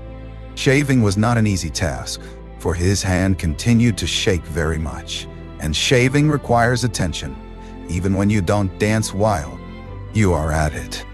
But if he had cut the end of his nose off, he would have put a piece of stick in plaster over it and been quite satisfied. He dressed himself, all in his best, and at last got out into the streets. The people were by this time pouring forth, as he had seen them with the ghost of Christmas present, and walking with his hands behind him, Scrooge regarded everyone with a delighted smile. He looked so irresistibly pleasant, in a word, that 3 or 4 good-humored fellows said, "Good morning, sir. A Merry Christmas to you."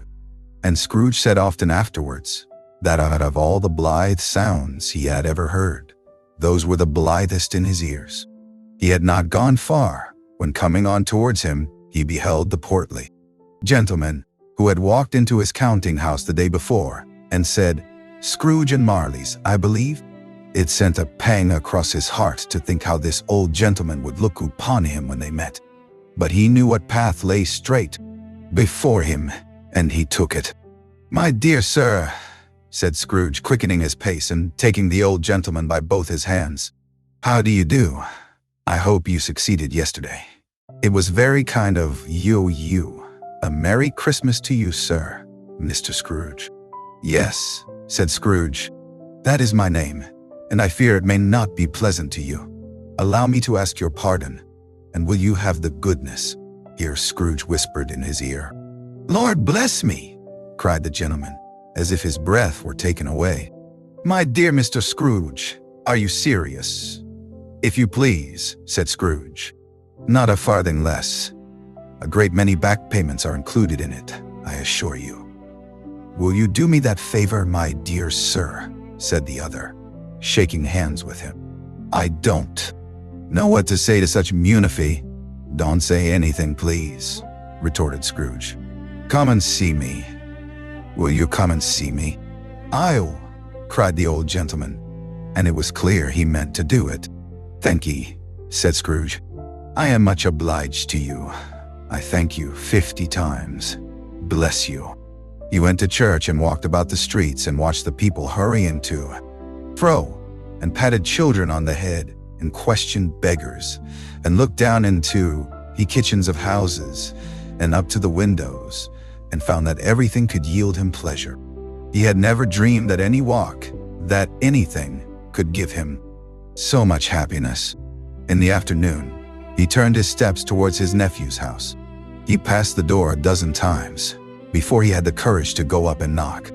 But he made a dash and did it. Is your master at home, my dear? Said Scrooge to the girl. Nice girl. Very. Bien. Yes, sir. Where is he, my love? Said Scrooge. He's in the dining room, sir, along with mistress. I'll show you upstairs, if you please. Thank ye. He knows me, said Scrooge, with his hand already on the dining room lock. I'll go in here, my dear. He turned it gently and sidled his face in round the door.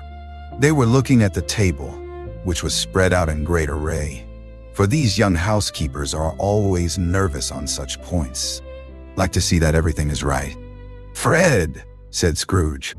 Dear heart alive, how his niece by Marley had started.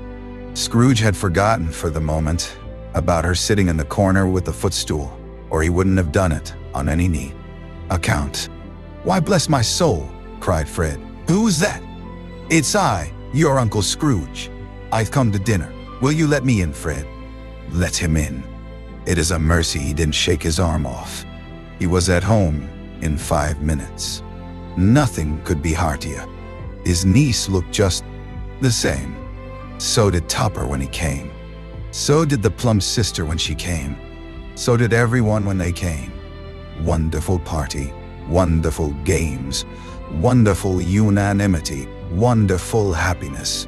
But he was early at the office next morning. Oh, he was. Early there. If he could only be there first and catch Bob Cratchit coming late. That was the thing he had set his heart upon.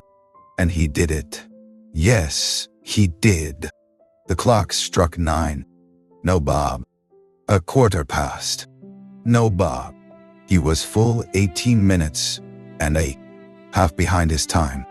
Scrooge sat with his door wide open that he might see him come into the tank. His hat was off before he opened the door. His comforter, too. He was on his stool in a jiffy, driving away with his pen as if he were trying to overtake 9 o'clock.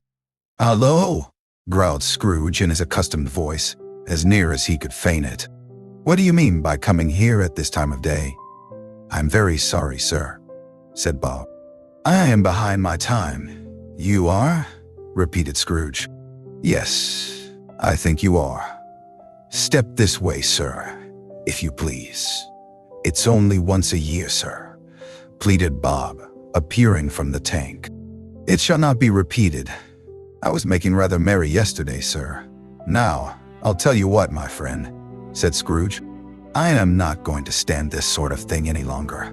And therefore, he continued, leaping from his stool and giving Bob such a dig in the waistcoat that he staggered back into the tank again. And therefore, I am about to raise your salary.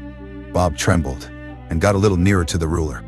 He had a momentary idea of knocking Scrooge down with it, holding him, and calling to the people in the court for help and a straight waistcoat. A Merry Christmas, Bob, said Scrooge, with an earnestness that could not be mistaken, as he clapped him on the back. A merrier Christmas, Bob, my good fellow, than I have given you for many a year. I'll raise your salary and endeavor to assist your struggling family, and we will discuss your affairs this very afternoon over a Christmas bowl of smoking bishop, Bob. Make up the fires and buy another coal scuttle before you dot another I. Bob Cratchit. Scrooge was better than his word. He did it all, and infinitely more. And to Tiny Tim, who did not die, he was a second Father D'Artagnan. He became as good a friend, as good a master, and as good a man as the good old city knew, or any other good old city, town, or borough in the good old world. Some people laughed to see the alteration in him, but he let them laugh. Little heeded them, for he was wise enough to know that nothing ever happened on this globe for good, at which some people he did not have their fill of laughter in the outset. And knowing that such as these would be blind anyway, he thought it daddy. Quite as well that they should wrinkle up their eyes in grins as have the malady in less attractive forms. His own heart laughed, and that was quite enough for him. He had no further intercourse with spirits, but lived upon the total abstinence principle ever afterwards, and it was always said of him that he knew how to keep Christmas well, if any man alive possessed the knowledge. May that be truly said of us, and all of us. And so, as Tiny Tim observed, God bless us, everyone.